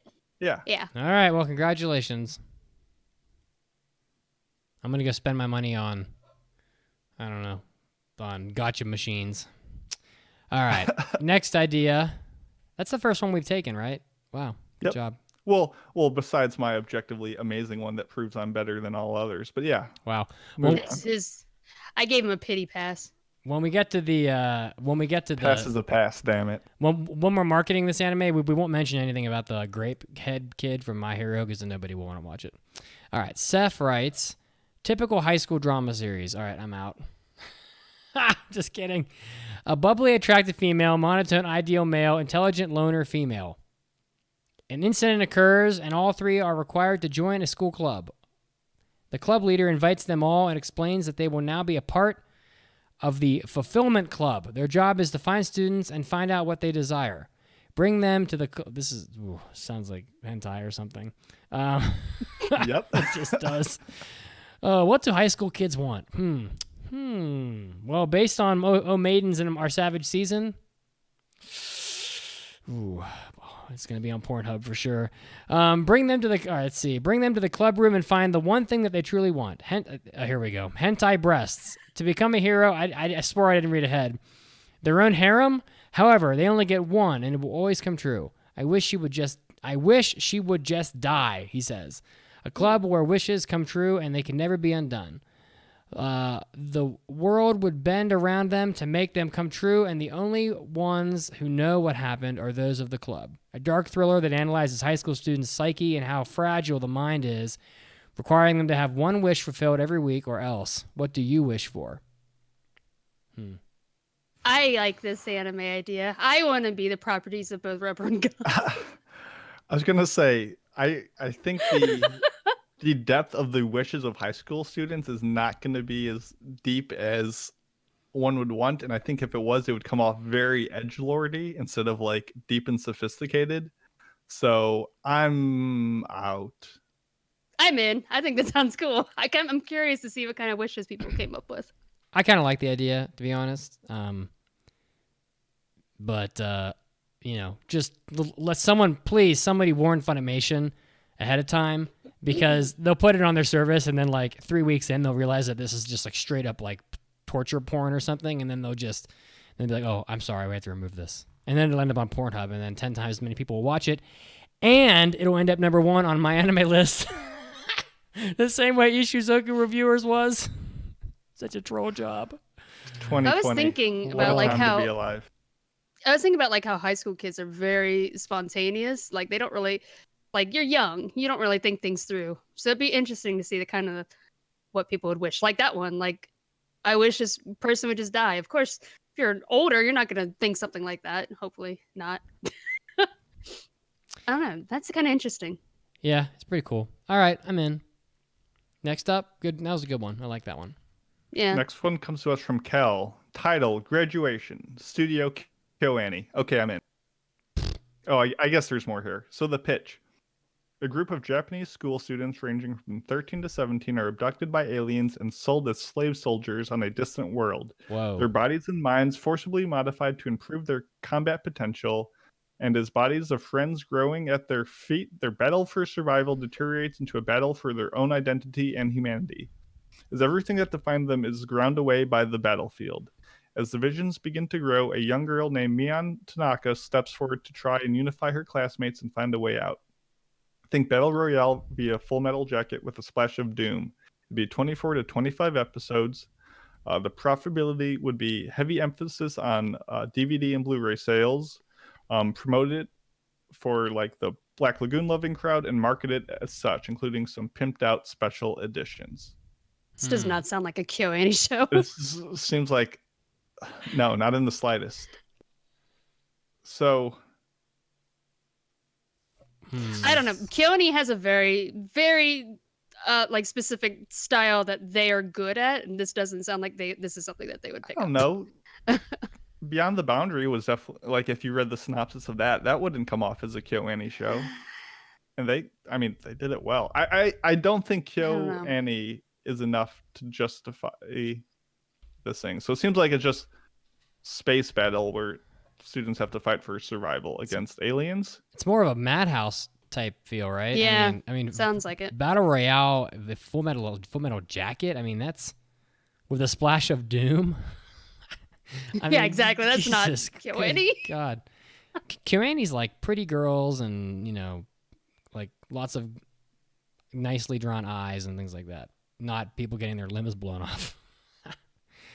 Unless you want to have like limbs being blown off with like pristine animation quality. Well, Just sounds like Astro Lost in War, like, just alien battle stuff. And we've had a lot of weird shows like this. I can't say if I've seen shows like this before. Really? But it doesn't seem to like space fighting by high schoolers. I mean, it's kind of I guess, a Gundam-esque. I don't know. I don't see a ton of. It probably would be popular for like weekly watches, but not enough here is grabbing me, so I'm out. Yeah, I mean, there was like Terraform Mars. There's like King's Game, Gaunts.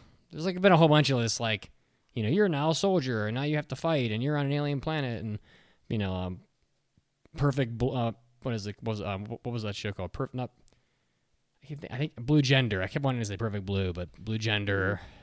Yeah, I don't know. Kind of out. Yeah, I'm out as well. Yeah. So, all right. Next up. Oh wait, I gotta play a drop. Here's how I think of my money. Soldiers.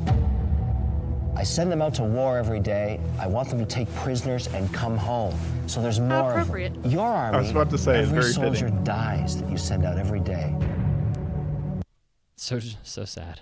Okay, next. Damn, that's very appropriate for that one. It really was. Troll Hutton writes, Infinite Isekai. I'm in. This is I know, right? This is a story of Rachel, a girl. That's a very popular Japanese name, isn't it? Rachel. Rachel is a girl who is, hot. One day, she finds her mother's necklace. After putting it on, she gets isekai'd to another world. She meets a bunny girl and a fox boy, and they become friends. But when she wakes up from sleeping, she has been isekai'd somewhere else with no memories except the fact that she has been in another world. Eventually, she finds another person stuck in this curse, and they fall in love. They meet every time they wake up with no memory of the previous day or each other. Join the journey to break the curse of the isekai.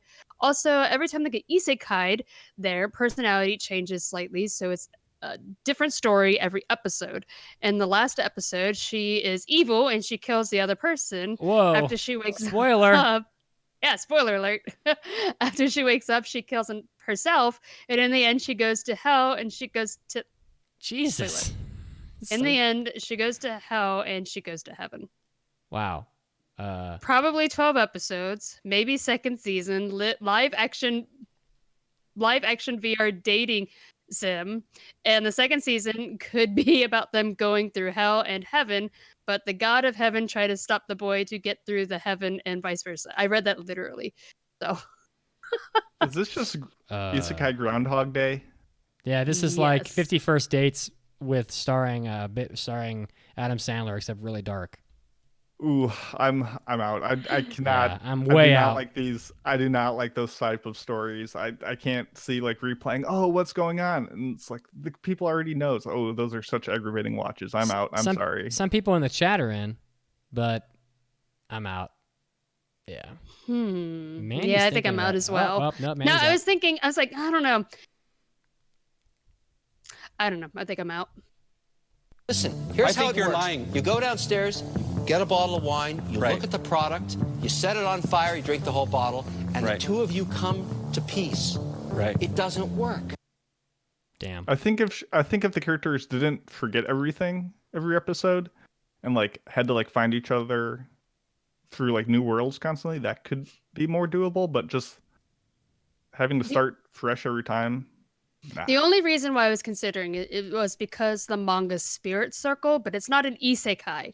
It was just about these two characters who keep being reborn into different eras, and they meet each other, and they always have like that kind of similar, like antagonistic, thing going on. So that's the only reason why I was considering it. But I think this one would get really exhausting. All right, is it my turn to read? It is. Yes. Okay. Caleb writes. Wow. Okay. The title is Kittens und Kegelschlag by Studio. Can someone please look up what a Kugelschlag is? So I can try. Yeah, I did study German in high school, but it's been a long time. So Studio White Fox, genre cute girls doing hells of war things. Episode 26 episodes. The reincarnated spirits of history's greatest snipers take the form of high school girls. Is this a gunslinger girl? High school girl sniper team, who are all over 18, from an all-cat girl high school. It's anime. It's the most anime synopsis ever. In a post-scarcely future, both body modifications and high-stakes gambling and sporterized warfare are hugely popular with infantry, tankery, artillery, and snipery, and various that's what it says, in various mixes being the most well-liked. The girls play their deadly game against various animal girl teams and wait for the day they can finally get their revenge against the dog girl team for killing their team captain, Carla Hathcock. Could also be... Mandy's dying. You broke Mandy. I'm sorry, that got me. You broke Mandy, Caleb. Could also have a softcore version. Oh, this is hardcore, where they. Oh, it's a hentai, huh? Yeah, where they can get clone backup bodies a couple months later to keep the stakes high, but not permanently slaughter the waifus. Follow-up seasons could have interdisciplinary mixed battles. Every terrain, every environment, its boots, its bullets, blood, blades, claws. When fame and fortune ride on a bullet, the name of the game is one shot, one kill. Money make tagline. Yeah, not bad. Money-making scheme, DVDs and figurines, and various states of dress and injury. Well, You did a good job of selling this one. What's a Kugelschlag? I have not the slightest clue. Oh, for God's sake. I'm going to need your German engineering to help out. Oh, for God's sake. Google Translate, please. Kugelschlag. I am 95% certain that you just picked Studio White Fox because of their name. White Fox with kittens and stuff like that. A Kugel is a bullet. There you go. And a schlag is a blow. Like, but I hate to tell you, Kugelschlag is not a word according to Google. but could they are in? Oh no. Okay, it is bullet blow. That's what it's called. That's what it means. Bullet blow. Kitten bullet blow. Kitten bullet blow. Wow. I think I'm in. Like, this is just wild. I mean, this is just obviously aping off Girls und Panzer just for which made 2020 which made a shitload of money. So I'm in. It would sell. In. And it would. Yeah. I think it would. I mean, it's kind of like a death game with animal people, which is like, what was it? Killing Bites? I'm in. Killing Bites I kind of liked Killing Bites. It's half Killing Bites. Yeah. It's half Juni Tyson. You know, those are animals killing each other. You know what? Fine. Wow. I'm in. Even Mason's in. All right. Next up. We need to show some love. We have time for maybe 2 more of these. And well, there's 1, 2, there's 3. 3 more. There's 3 more. Let's go quick. Let's go quick. This comes from Crazy Canuck. Title: World of War Crimes. Studio: TMS Entertainment. Genre: Mandy's in. Genre: Historic Fantasy Seinen. Length: 13 episodes. The brave forces of the Rising Sun Empire are spread thin and left with dwindling food and resources after over a decade of war. It is now the year 1945, and after evacuating every civilian off the island of Iwo Jima, the 109th Division digs in against the relentless advance of the United Bald Eagles of Freed America. Outnumbered 5-1 and hideously outgunned by the Freed American Navy Marines, each of whom stands easily 6 feet tall and is as muscular as JoJo's antagonists, the Rising Sun Empire soldiers. Hold on, he has a name. You know, spoilers. And no, JoJo's antagonist. Well, maybe we'll make that plural. It could be any antagonist. I'm going to say Whammy. Okay. It's definitely Whammy. It's Whammy. Just a bunch of American Chads invading here. We'll fight to the last standing wounded and dying man with the tidal wave of hot, sticky freedom threatening to wash them into sticky the sea. Freedom? You heard the man. Into the sea, the Imperials will use every trick of conventional, unconventional, illegal, and psychological warfare to try to hold back the handsome and rapidly advancing Freedom American troops. Because up against the ocean, there will be no surrender, no quarter, not one step back. It's bayonets and inexhaustible bravery against the full might of a spurned giant of industry. The story will shift perspectives between the well-endowed Imperial and feral freed American protagonists to focus on the struggles, heroics, atrocities, and suffering on both sides over the course of the battle. 21 square kilometers, 5 weeks, 50,000 calories. I just said 50,000 calories. Man, that's my kind of vacation. Yeah, you're exactly. Casualties, money-making scheme. This will sell itself. I mean, so this is just a anime reenactment of World War II stuff. I can't tell if this is supposed to be funny. Yes. Is it supposed to be a comedy based on the way it's depicted? Is this supposed... Oh, well, he's gone. Bye, Mason. Maybe we can change the name from World of War Crimes to just America. Freed America? Yeah, I mean, I think it would have been funnier if it was like a bunch of like nerd kids that were all, it would have been. I almost feel like I would have preferred if it was like a show about, like, as Manny keeps talking about, the first person to beat the raid or whatever, and then like, but rather than like race in the game, they just go to each other's houses and like kill each other in real life.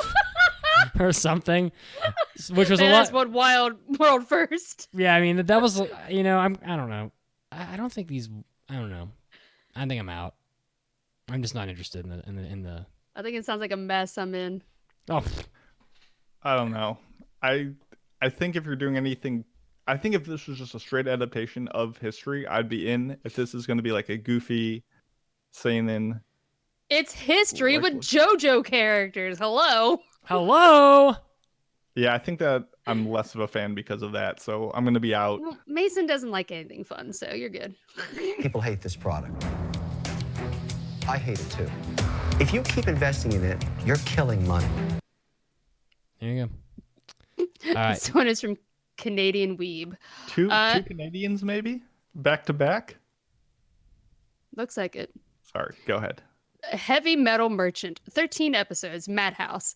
After being shot in the head with her own merchandise while trying to trade guns in a vehicle for blood diamonds, the arms dealer is miraculously left alive, but is with an insatiable anger and twisted sense of humor. After recovering somewhat, she hits upon the plan for the perfect revenge, ramp up sales. Using all of her connections, she procures conventional as well as nuclear, biological, and chemical weapons. She sets out with the intention to sell to every warring faction crazy or desperate enough to actually use them. Oh no. And keep them well armed enough to keep the fighting going forever, or whatever counts as forever. If no one can stop her, all she will need to do is sit back and watch the whole country burn, revenge completed. The only thing that might stop her twisted ambitions is the second bullet through the head. Also, she is the protagonist. She doesn't even have a name. Yeah, she's protagonist. Is this just Black Lagoon meets Nicolas Cage's Lord of War? Sounds like it. I don't know. I'm out. That time I got reincarnated as an illegal arms dealer. See, people keep forgetting that this is Shark Tank. Like, there has to be a way for you to make money off of it, and not everyone is including that. Except, although the last guy said money making scheme, this will sell itself, which honestly isn't really any better. But this one had nothing, so I can't really. It's like you give an idea, but I don't know how you're gonna make money, so I don't know. I'm out. Yeah, it sounds. I don't know. I'm out. No surprise. Unfortunately, I'm out. Yeah, Mason's out. Of course. I want to read a poem, and I've written it for you. This is that doesn't happen very often. Okay. In cash, I know because I Yeah, like. we already had that. We already heard that one. All right, last one. We got it. Moving on. Moral Studio Kyoto Animation. Under lots of isekai, slice of life, drama, fantasy plot, the main protagonist of this show is a disheartened and overworked office worker. It's like everybody on Earth. The story begins with this office worker being transported to a new world after a long and stressful day at work. By the end of the pilot, the main protagonist defeats the Demon King and is transported back to our world. Now returned from the isekai world, the protagonist has a new perspective on life and is dead set on making the most of his life and sets out to fix relations with his family, his work-life balance, and make friends and appreciate all the little things in life he had previously took for granted. Purpose. We see so many isekai in anime nowadays, we never actually see what comes when the protagonists are returned home. Do they ever really go home? Therefore, I thought it'd be an intriguing idea to have Kyoto Animation make an aspiring and emotional isekai return story, considering that a lot of people can relate to the struggles of being stuck in a monotonous job, getting overworked, and becoming nihilistic as a result. Ooh, I kind of like that. Maybe like throughout the story, you can have flashbacks of events that happened in the isekai. But it is kind of hard to go backwards. Like, I don't know, it's really hard because like I can see people getting confused at the very beginning of it, like, ooh, like what in the hell happened here? I don't know. I definitely think it could work. Like, it could be he good. has like struggle like at his office, and he like recollects on like, oh, I remember when I had to do this back in the thing, or learn a new skill, or do this, and be like, how can I apply? You know, we always talk about how like people who get isekai, how do they take the real world and bring it into the new world with them to like succeed? Mm-hmm. And, like, it would just be the reverse of that. It seems more like a PA Works show than a KyoAni, but I'm in. It's different enough. Wow. And it seems like it could be super comforting. I think it's gonna be really. Yeah, I think it's gonna be. Sorry. I think it's gonna be really hard to do, but I do like it. Like, I really think it's a really interesting and unique idea. So I'm in, but I think it's gonna be a really difficult task. Wow. Yep. I mean, Violet Evergarden wasn't an isekai, but at some point it was a character returning from a harrowing or difficult situation and growing from that and coming to acceptance. It's not quite the same, I know, but similar vein. Yes, but there's like, when you're an isekai, you're like, oh, how did they get into this fantasy world? What is this entire fantasy world like? It's a lot different than saying like a war. No, where there's not as many fantasy elements to it. But, you know, the big stuff has already happened, and we're examining the life afterwards. I'm in. Yeah, wow. All right. Well, we did take a couple of these ideas. I think. What was your? Do you guys have a favorite? Probably, honestly, the Osakan rappers. That seemed to. I could just like hear and visualize what was going on. Like, I could experience that show the most in the write-up. So that one was probably my favorite. Yeah, I like that one. I like this last one by Moral. I think I like. He doesn't have a name for it. We need a name. I think I liked Kittens and Kugelschlag. There you go. I mean, why not? Just like flexing that German. Yeah. Well done. Not well done. really. My German is. I can't really speak German anymore. All right. Well, I think that concludes our Shark Tanks for a little while. Yeah, just let me say We're not real always quick. this negative. If you guys, yes, we are. If you guys want to, Mason is. Yeah, well, of course. If you guys want to submit more Shark Tanks, you can do it via the mailbag button on the website. We'll pretty much just wait until we have enough to do another episode, and then we'll do another one. Or we'll wait like 6 months or something, and then we'll come back and do some. But that's where you would submit it if you want to submit Shark Tank ideas. And we've been doing this for years and years, and it always seems to be pretty fun. So. All right, what's this Trivian Show trivia question? Alrighty, so our trivia question, which we will answer after the break, is, in the anime Monster, what is the name of the hospital that Kenzo Tenma works at? It's a good one. Ponder it. We'll answer it after the break. It's a really good one. All right, be back with impressions.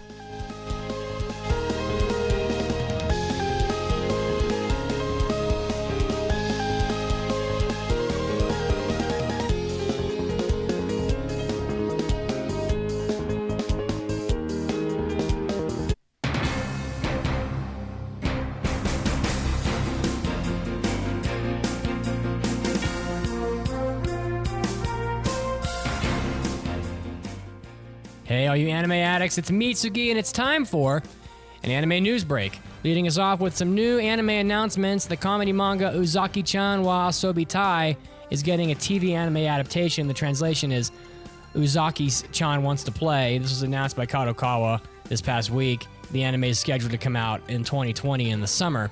The synopsis, Sakurai Shinichi's one wish is for a little peace and quiet, but Uzaki Hana is boisterous, well-endowed upperclassman, has other plans as she wants to hang out and poke fun at him all the time, and with the help of her chipper, charm, and peppy persistence, this might just be the start of a beautiful relationship, the source coming from 7 Seas Entertainment. If you're a big fan of comedies, this is definitely in your wheelhouse. The director is Kazuya Miura of Hatage Kemonomichi Studios Engi. Next up, the manhwa Tower of God is getting a TV adaptation in the spring of 2020. Probably going to be one of the bigger titles of the spring season. Line Corporation announced that this adaptation of Sui's Tower of God is going to be happening. And there are some teaser visuals that you can find online if you're interested in checking out some of the key visuals for the anime. Synopsis: Tower of God centers around a boy called 25th Bam, who has spent most of his life trapped beneath a vast and mysterious tower. With his only close friend Rachel to keep him company, Rachel enters the tower. Bam manages to open the door into it as well and faces challenges at each floor of this tower as he tries to find his closest companion. So, for you, those of you that are a big fan of this manhwa, you're going to be able to get this coming out in the spring of 2020, and look forward to sales as it has already sold quite a lot of copies. Next up, Toonami is going to be modifying its programming block. Right now, it's been pretty long at about 5 hours, I guess. And the vice president of creative director of Adult Swim, Jason DeMarco, posted they're going to be moving the programming block back to 3 hours only for a while, stating that it was, quote, getting too expensive and unwieldy to handle. So he thinks that the ideal length for Toonami is about 3 hours. So it looks like they're going to be changing their lineup a little bit as well from the lineup that currently airs from 11 p.m. to 4 a.m., which is kind of how Adult Swim was way back in the day, so they might as well just call it Adult Swim, in my opinion. Toonami will air the final episode of Dr. Stone, which I've been enjoying quite a lot, on February 22nd. This was Mitsuki, and this was your anime news break. And now, of course, as always, it's time to get back to the podcast.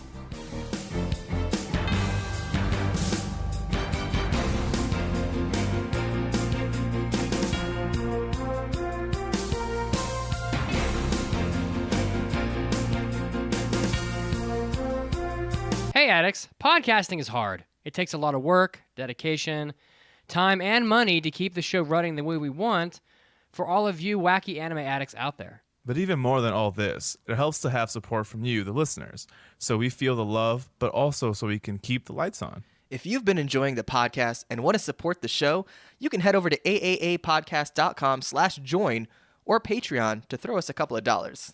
A little bit goes a long way, and we'll reward you with our extra content. 8 additional episodes of After Parties, Hobby Addicts, and of course, hentai episodes per month. With all this money, we can buy me a pizza. We can make sure Mandi never runs out of manga. I can finally buy that pompadour I've always wanted. And I can dig the anime pit of hell just a little bit deeper. Help us stay in business, and we'll help your ear holes with tons of extra content to enjoy. Head over to aaapodcast.com/join now to support the podcast. And thank you. Hi, my name is Tadao Tomomatsu, host of Anime Sushi and international actor and interviewer. And I am an anime addict. No. I'm an anime addict. No. I'm an anime addict. Hooray.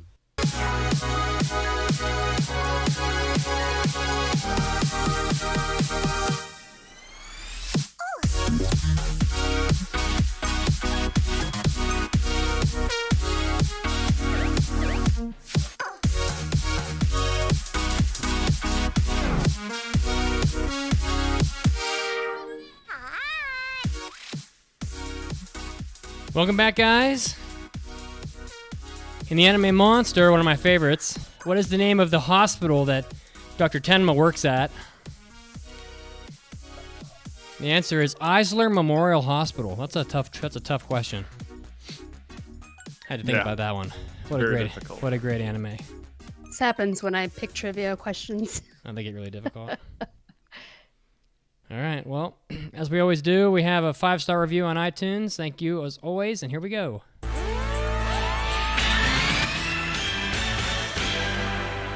It's time for iTunes review. You might have done that one too many times. Sounds just like her. Damn. Nailed it. Just like we did, apparently, to Artist199, who writes, great podcast, 5 stars. Mm-hmm. First review of a podcast, but y'all are amazing, and I appreciate being able to listen to y'all while I'm at work.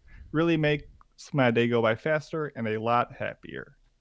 Well, thank you. That was a succinct but just delightful review. Yeah, of course. And we appreciate it. Thank you very much. Thank you. So if you, dear listener, have not yet left us a 5-star iTunes review, please go and do so we can read it and continue to reign supreme. All right. Well, it's time we get to our impressions. This is it, guys. We're at the end of the season here on impressions, so let's not delay. Today, we're going to be doing impressions. Impression time! Believe it! Believe it! And going into this, we have 6 of our 8 slots filled. So now there are two spots open for either passes or a retro review. So 3. I think it's 5. 3 spots open. I think it's 5 of the 8. We passed Aizoken, we passed Bofuri, we passed Toilet Bound Hanako-kun, we passed Pet, and we passed Somali.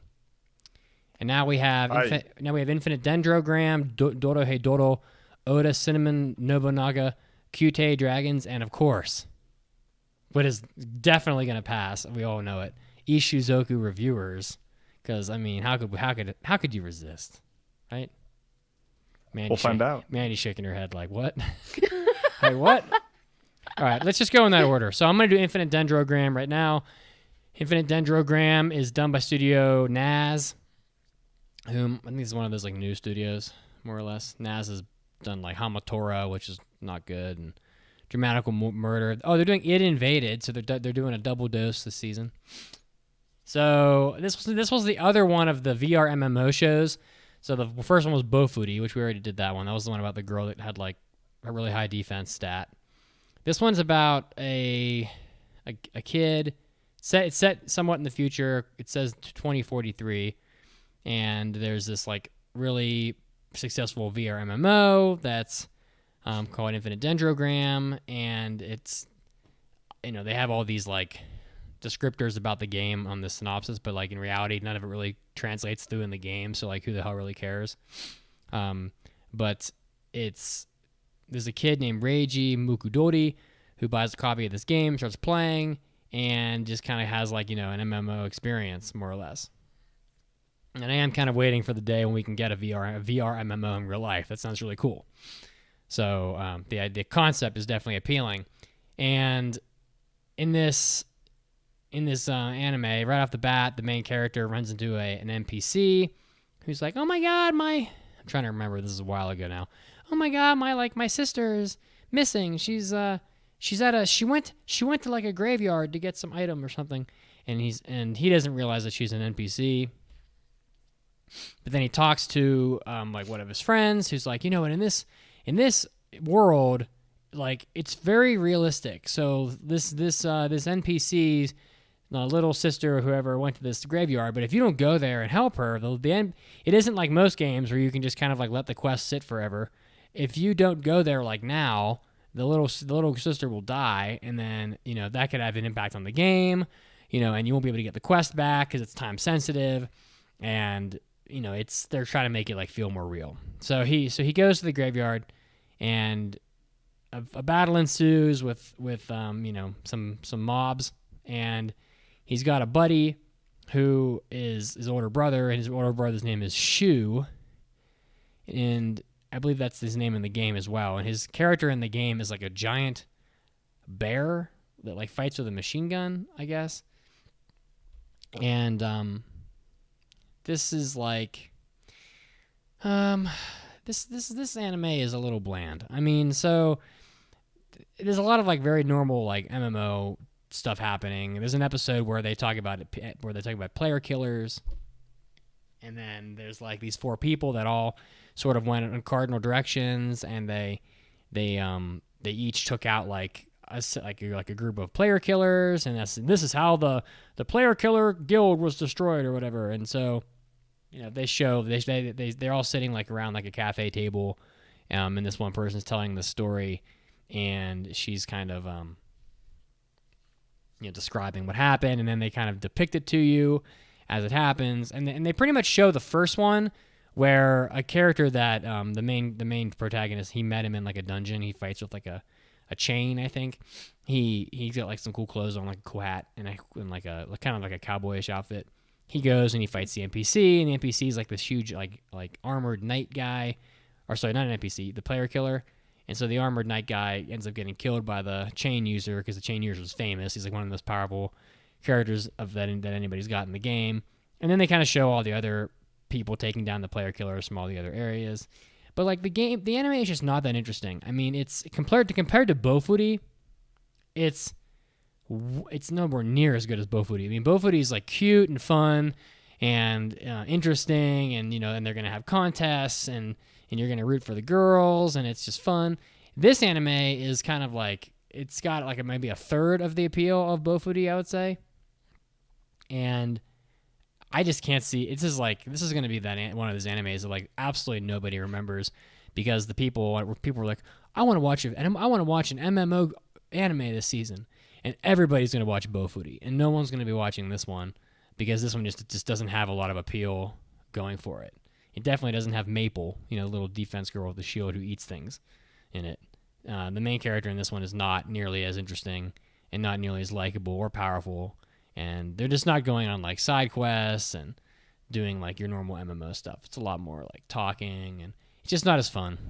So yeah, I pretty much knew this wasn't going to pass like almost right away.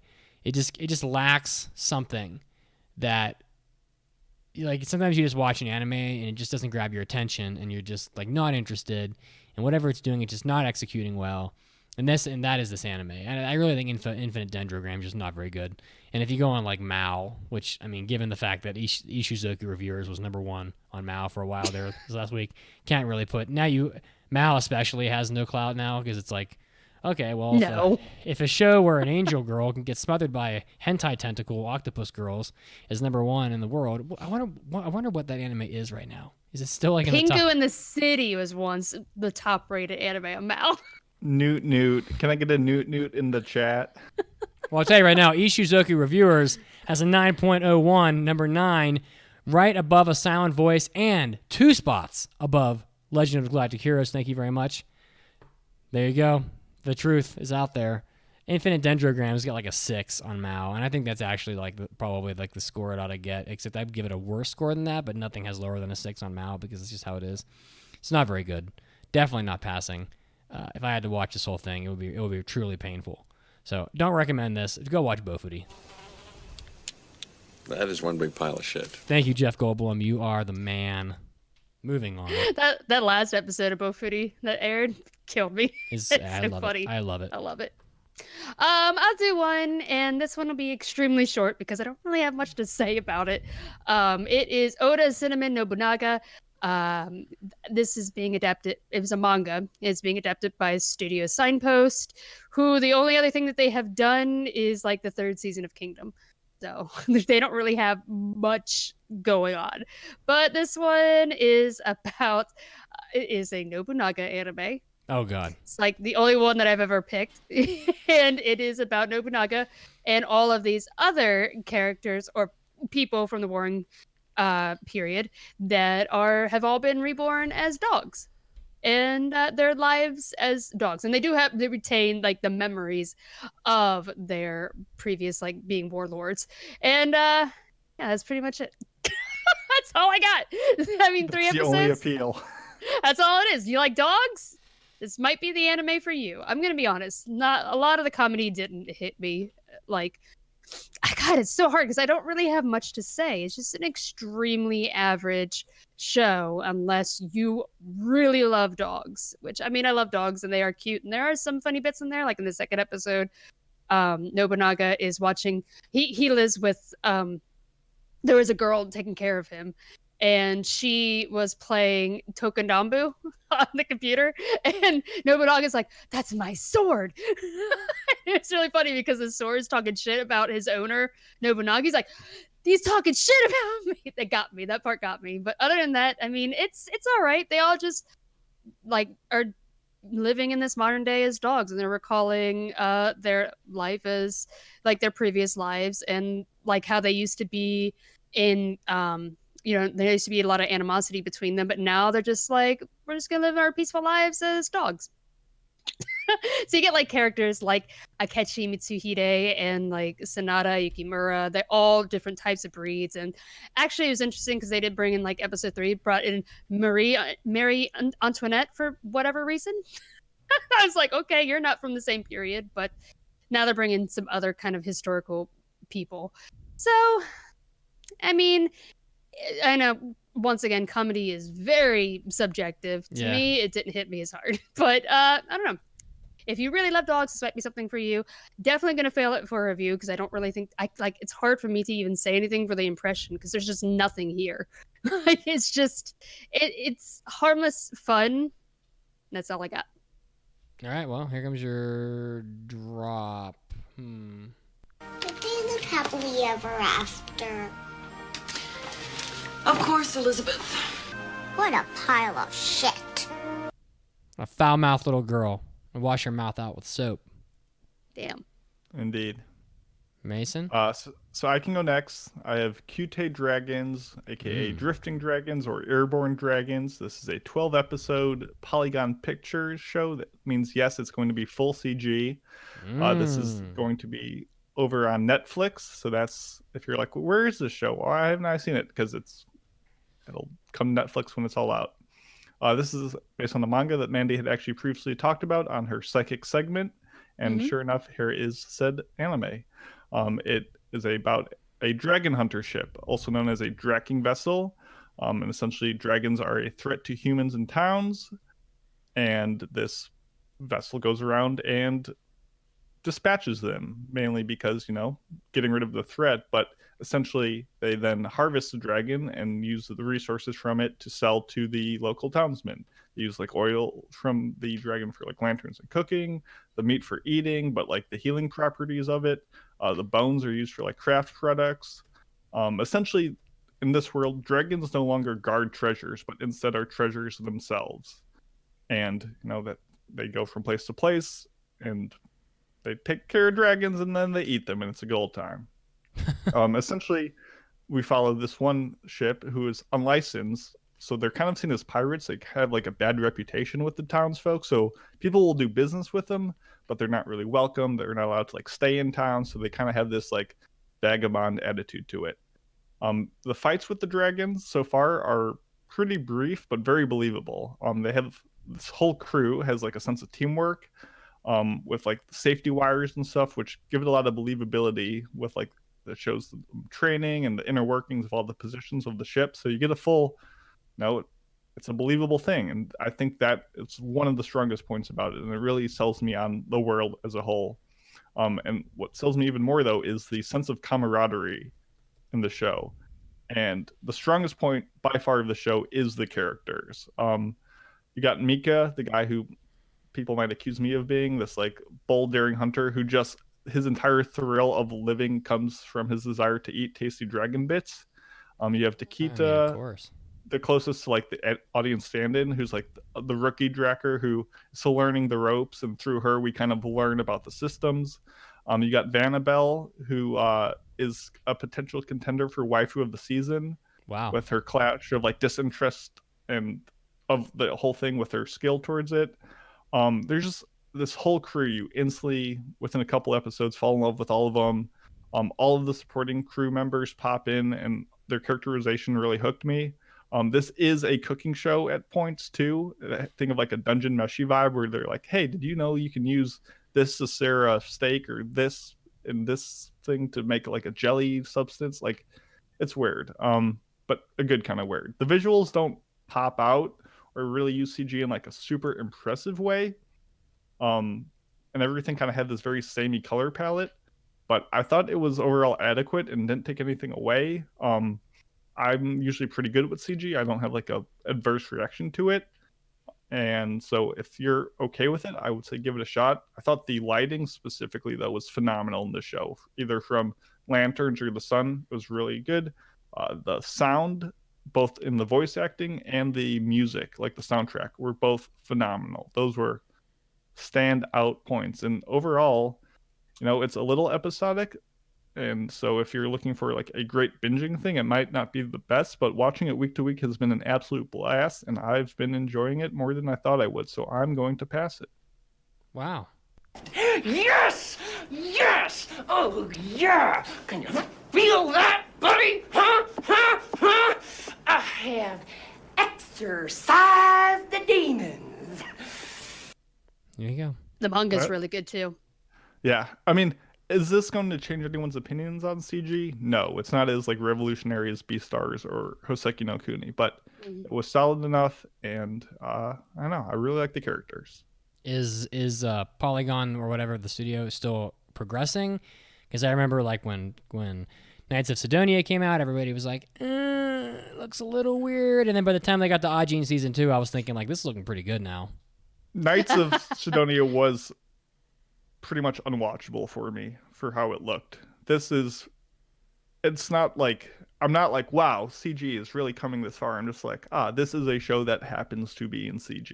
That's kind of more of how I see it. All right. Do you want to go with my last one? I do. All right, guys. Dorohedoro. It's manga being adapted by Studio Mappa. The mangaka for it is Q Hayashida. And the director is Yuichiro Hayashi, who directed Kakegurui. What is Dorohedoro? Yeah, what is it? That's an excellent question. It's a weird lizard man thing. It's 90% gyoza. Gyoza? 10% lizard man. No. So, Dorohedoro. It is, man, I did this manga for a Manga Minute a long time ago because I remember going, man, this is so wild and unique. And I was like, instantly like, Manga Minute, next Manga Minute. And then we did the manga club for it. That was fun. And yeah, so if you're not aware of the legacy of Dorohedoro, it is an insanely dark, creative world that is almost everything at once. It is a fantasy, a horror, an absurd comedy, a dark comedy, a drama, a mystery, a slice of life. Oh my god. Anything you could think of. It is everything all wrapped up into one. And the very basic story of Dorohedoro is it's about a man named Kaiman who wakes up in the middle of a street with amnesia. And he also discovers that his head is now the head of a lizard. But there's more. There is also a mysterious man living inside of him. Bear with me. I'm like, what? Bear with me. This is an insane world of magic and sorcery, and it takes place right in the middle of a dark suburban area. And we learn that there are multiple dimensions and sorcerers who can cross between their worlds and what is known as the Whole, where everyone else resides. Sorcerers have their own way of life and occasionally cross over into the Whole with the desire to experiment on unsuspecting people. So some people in the Whole are survivors of sorcerer experiments, and now they live with some abnormalities, such as having half their body turned into a bug. But our main character, Kaiman, is friends with a woman who runs a diner, and together they are trying to hunt down the sorcerer that turned Kaiman's head into a lizard.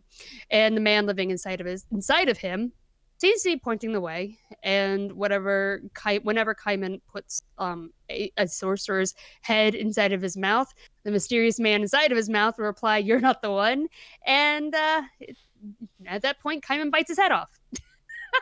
It is an incredibly unique world with a very big cast of very quirky characters. This manga by Q Hayashida is celebrated as one of the best seinen manga series ever created. It has a very dedicated fan base, and for years it was labeled as being impossible to adapt, mostly due to Q Hayashida's very chaotic art style and how slowly the mystery unfolds and the insane action scenes. I will say that so far, Studio Mappa has been doing a decent job of adapting an incredibly difficult manga. It's certainly not perfect. There are some silly CGI moments, but again, it really stands out during the action scenes, I think. But despite that, we still get to see some scenes where they nail the manga's aesthetics and tone. And there's a scene where Noi, one of the sorcerers, uses magic to heal somebody, and it captures like the kind of creepy and ugly way like muscles and tissues reform. There's some really cool scenes in there, but the way they adapted the Whole is also fascinating, and the background art is definitely one of the best parts of this anime, because the artist behind the background art is Shinji Kimura, who you might know from a very tiny little anime known as Akira. Oh, I've heard. Yeah. I've heard of that. Yeah, I know. It's very underground anime. I mean, come on, what? You may not have heard of it. So yeah, it's no wonder that the Whole's like suburban art is so fantastic. Yeah, it's a really fascinating world. I love just seeing what kind of crazy shit's gonna happen from it, and this mystery of what happened to Kaiman just unfolding. Like the third episode, like it takes place in like the whole has this big like hunt, like zombie hunt, where because all the sorcerer magic that has been cast has an effect, and once a year it gets into like the graveyard and like rises the dead, and so now they're all like they have a contest to see who can kill as many zombies, and like they win stuff from it. It's crazy. There's a lot of gore, and I think it's also fascinating, the manga from Kyu Hayashida, because I'm gonna tell you, I've heard a lot of female mangakas who are like, oh, you know, my editor told me maybe I should put some romance in there, or, you know, like they're like, I want to just make a drama, but like for once I really like that we have a female mangaka who's like, I'm just gonna make some gritty dark shit, and it's just so interesting and unique. So I'm gonna pass Dorohedoro because it is a wild, crazy, fun time, and I can't wait to talk about it more. Yes! Now this is gonna be a good story. All right. And now the moment we've all been waiting for. Have we? Yeah, Dorohedoro, so awesome. What do we have left, Mason? I think we're gonna maybe do a 3-way mini impression on Whoa, calm down. 2-way. Whoa. Ishuzoku Reviewers. You know, I felt like it was fitting for that show if we all want to give a little spiel on what we thought and the good and bad and stuff like that. So I guess I can go first. As probably the only person in the world who consumes erotic, illicit, improper content. Yeah, he's the only one. For the sake of a podcast only. The only one. This show is showing how everything isn't for everyone, and give things a chance, go in with an open mind and see what happens. And I'm just gonna say this show is far better than I was expecting. It follows a series of adventurers whose one goal is to go around reviewing brothels. Big old titties! Essentially, they review. That's pretty much what it is. They literally review different species to, you know, review them for patrons of this world to see what the experience is like. That's I'm gonna leave it at that. You've probably heard of the show by now. We don't need to explain it. So, what's good about this show?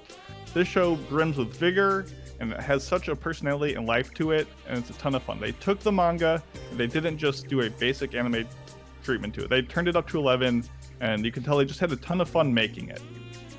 The reviews in the show that they write in show are earnest and believable. It has a fun YMCA-esque opening. Oh yeah, it's definitely YMCA.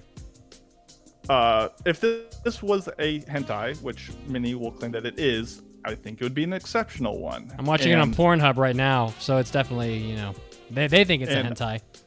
I think that, like, you know, all the bad press around it, whatever, I don't think any of that was malicious or of the intent of the creators. I think they just wanted to make the most extreme version that they could, and it just was off-putting to a lot of people.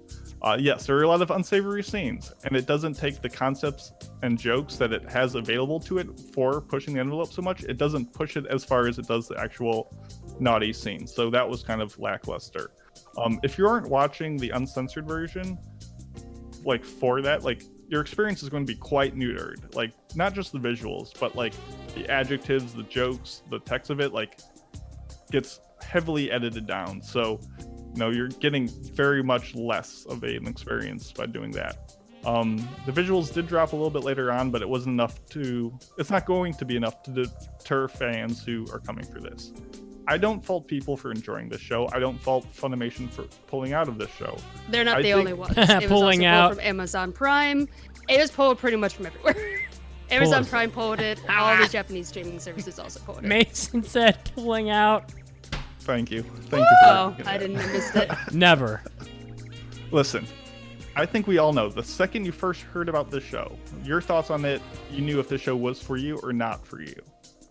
And I think going into it, I was expecting something much worse, and I think at the end, whilst definitely not my cup of tea, was far better than a lot of other stuff that we review on illicit episodes. So I vote for passing it to talk about in a hentai episode, but nowhere near quality enough for the main podcast. I mean, Mitsuki, what do you think? I'm having. What are your thoughts? I'm watching it right now, and they're using bowling as a metaphor for rating girls. Like this guy just threw the bowling ball down. He got 7 pins, and so he goes, "This girl gets a 7 out of 10." I will say that it's definitely humorous. I think that it's not much of a hentai, really. I mean, there's definitely a lot of nudity in it, but granted, I'm only halfway through episode 2. Okay. It's a hentai. It ramps up. So, someone just got a 9 on 9 out of 10. So, I don't know. I had fun with the first episode, watching them like have arguments about like what type of girls were the most attractive, and the kid's like, "Oh, elf girls are just terrible because this girl's 500 years old." Oh, this guy just got a gutter ball, got a 0 out of 10. Elf girls are 500 years old and they've got old mana, and then one guy's like, "Yeah, they smell like." What did he say they smell like? Like I can't remember what. Some wolf guy had like a something that they smell like that no one else could notice, and then the kid's like, "I prefer human girls," and he's like hitting on some like human girl lady who's supposed to be 50 but she looks 90, and he's like, "Oh, now this is my thing," and then when the human guy that's there is like, "Dude, you're hitting on like an old lady," and he's like, "Gross," and then they have like this discussion about like whether the 500-year-old elf girl or the 50-year-old human was more attractive. And of course, if you ask me, I would say the 500-year-old elf girl because she looked like she was young and beautiful. But like, I don't know, it's just silly and fun. I don't know. Then granted, I'm not that far into this. I don't see it having much of a plot line. I don't know. Is this really going to be 12 episodes? I mean, what the hell are they going to do for 12 episodes? Question mark, if they can make it that far? What the hell are they going to do for 12 episodes? I'm actually surprised by, it looks better than I thought it would. And I think that some of the designs are interesting. Like there's a lot of different sorts of character designs, different types of like humanoids, and they all get like somewhat of a decent amount of attention. And so if this was like a legit hentai that we reviewed on a hentai episode, it would look way better than most hentai. So let's just settle that right now. I mean, it seems dumb to pass it for the anime because like I'd rather go watch something cool from the 80s, but as a retro review to fill that 8th spot. But as a hentai episode, it might make sense. So, but lots of nudity. I haven't seen anything past that yet, but you guys keep saying there is. So I don't know how Funimation didn't like look at this and say there's no way we can put this up, but I've already had that discussion. Mandi, what do you think? I'm not a fan. That's all I got. No one needs to hear about me complain. There we go. So we will not be reviewing it for, at least as of right now, for anything. So. Womp womp. Womp womp. Shall not pass! Yeah. I mean, but hey, you can find it on Pornhub. This is where I'm watching it right now. So. Yeah. I heard there are some streaming services that are like in, was it Australia, I think, still have it? New Zealand and Australia, yeah. It was pulled from Amazon Prime and a lot of other Japanese streaming services because they didn't tell them that it was that bad. They just ramped it up. It was apparently nothing like the source material at all. Well, essentially from what I have looked into, essentially the manga had the reviews aspect, but it didn't show any of the stuff happening. And when it comes to anime, they said, well, we have this media, we have sight and sound. We should, instead of just talking about it, why don't we just show the thing instead of talking about the thing, which is understandable, but probably took a lot of companies off guard, which is why I completely understand anyone's reaction to being like, this isn't quite what we were expecting. And in this day and age of, we got to do everything quick, and stuff isn't finished when they're getting sent out or even bought months in advance. So of course they're only going to have an inkling of an idea of what they're getting. So I sympathize with all parties. Yeah. This is pretty Also keep in mind. Oh, sorry. I don't know. I'm watching episode 2, and it's funny. Like, they're doing Family Feud, and they ask the guy, "What is the species that you'd least like to marry?" and they're like they're literally playing Family Feud. And he goes, reptilians, they slink, they sit in the sun and they don't move. And it was like number 5. And then number 4 was Snow Woman. And number 3 was Fire Elemental. And now they're trying, number 2 was demons. They might abuse you and have a terrifying aura. And this is undead. And number 1, it was undead. Wow. It's like a zombie missing an eyeball with no teeth. How do you marry an undead zombie? I don't know. I think it's funny. Continue. I was going to say, like, as we have learned from Ikuhara and Sarazan, sometimes they sneak shit past the past the editing. Because apparently on Ikuhara's, when he put up the proposal for Sarazan Mai, nothing in there at all said anything about butts. Was not in there at all. After it was approved for an anime, he slipped it in. So it got past the approval. He slipped it in. Got him. Did it? I think got him. Anyways, but like that's also something that could have possibly happened here. Well, I mean, I don't know. It's just like, Ikuhara's butt thing. It's like, I don't think that was the whole point of Sarazanmai. Like, it wasn't every 5 seconds. This anime is on Pornhub. I mean, come on. So it's like, someone really did approximately 0 due diligence whatsoever when putting up the service. And I'm just shocked that like both Amazon Prime and Funimation are like, we have no idea what these shows are that we put up. We're just going to blindly just assume that they're fine. Well, these shows are being adapted as they go. Like when the first episode airs, the rest of the series isn't done. So they don't know what they're bringing up. You make the first episode because, I mean, it's a 12-episode series. This isn't something like Attack on Titan where they know what they're getting. They only have like the first episode, and then as they go on, they also get purchase the rights to these way in advance before even episodes are completed. I mean, episode 1 had like old lady tits in it. So, I mean, they took them like till episode 3 to figure it out. And I just think that someone needs to talk to the director. They need to get like a little bit of warning. Someone needs to talk to the studio, say, "Hi, what's up?" "Hi, I'm literally Sentai Filmworks. I have my fingers in anime as my livelihood. I ought to know what's coming." I don't know. It just seems weird. It just seems like the complete lack of awareness is just odd. I feel like my final point is just Funimation and other companies felt uncomfortable with the product that they were distributing, and for them to say, "I don't want to be associated with this anymore," is perfectly justified, and I fault them not at all for doing it, because at the end of the day, it's people who want to watch the show are finding other avenues to watch it. Mm-hmm. They're happy.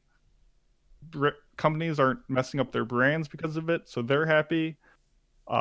It's creating more memes on Mel, so I'm happy. Like, it's hurting no one for it to be taken off of these platforms drastically. I'm not upset that they took them down. I'm just saying they shouldn't have put them up in the first place. If you were going to if you didn't want this content on your service, do some due diligence and have some info about it before you put it up. That's all I'm what we're saying. There was no information. The information they were given was the wrong information. Then the process needs to change. They need to talk to the scriptwriter or the studio and have It's most knowledge. likely the studio's fault that did it. Could be. Hey, it could be the studio was like, "Oh yeah, this is totally PG, like nothing in here, totally clean," But if they didn't talk to the studio at all, then that's just, that's like, I don't know, that's them taking a risk with what it is. I don't know. That's how I see it. So, I mean, it's called like interspecies reviewer. Like you're literally reviewing species. Even the title sounds questionable. So, yeah, it's fine. I mean, it's easy to find it on Pornhub if you wanted to watch it. I mean, I found it in 10 seconds. So they've got, as of now, 5 whole episodes uncensored. You can watch them for free. It's like whatever. So, and I see that there's a slime girl tentacle molesting a girl on episode 3's thumbnail. So, okay. Yeah, I think we can move on. All right. So that was it for impressions. We now have 7 shows passed, and we'll have 1 for a retro review. I think I'm because down. I can't do math. I think I'm down with the cowgirl though. I don't think I've seen too many cowgirls in anime. That's kind of new. Who knew? welcome to 2020, everyone. Oh my goodness, 2020! What a wild year. All right, so we passed Eizoken Niwate o Dasuna. We passed Bofuri, Toleban Hanako-kun, Pet, Somali of the Forest Spirit, Dorohedoro, and Kuutei Dragons. And we have one open for a retro review, which we'll probably put up with the we'll put up a retro review poll with the listener choice poll. And I don't think Ishuzoku Reviewers is going to be in the listener choice poll, just so you guys know, because I know you would troll us for sure and pick that 100%. Let's skip the mailbags today. We are running a little long, but hey, we got through all the impressions. We're done.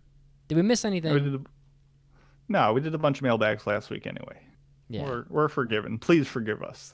There are a bunch of like really good hidden gems this season though. Like check out like Smile Down the Runway and favorite idol made it to Bokodan, I Would Die. I think that's how you call it. I don't know about that one. If my favorite, I was going to talk about it at the end, but if my favorite pop idol made it to Budokan, I Would Die. I definitely liked episode 1, and it's kind of been dropping for me. I like it, and also Science apparently Fell the in Science Love. Love. If you like Kaguya-sama, check Science Fell in Love out. I'm really enjoying it. That and Smile at the Runway are probably my two favorite of what we haven't impressed. Twitch blocked the world. No, I guess they blocked they blocked the phrase cowgirl hentai. Well, Twitch blocks everything. They block everything, I guess. Hey guys, next week is our anime Oscars. So we've had a lot of votes. I think pretty much everything is mostly settled. There's like one category kind of up in the air still. It's pretty close, but if you jump in there I actually took the poll. I actually took the link down because I think it's pretty much done. So, but next week's anime Oscars. So look forward to that. Just wanted to give a reminder. There's no review next week. It's just anime Oscars. So excellent. Yep. Anything else? Nah. Nope. Nah, this was an interesting one, that's for sure. Thank you everyone who submitted the good ideas. We've proven that we are no better at it, but you know, we always appreciate the responses. Let us know if you like the game, and we'll keep an eye out for doing it more often. Get us out of here, Mandi. Alrighty, so thanks for listening, and next week, Anime Oscars, come back. Join us if you would like to follow us on Twitch, or I'm sorry, not Twitch, Twitter. Mine is AAA_Mandi with an I. Mitsugi, what is yours? Pope Mitsugi. That's all. That's all you need to know. Yep. Also, please follow us on Twitch so you can get updates for when we are streaming. And we'll see y'all next week. I think it's an after party coming up, so we'll be back in probably 5 minutes or so. See you guys. Bye. Bye. Bye, guys. Bye-bye.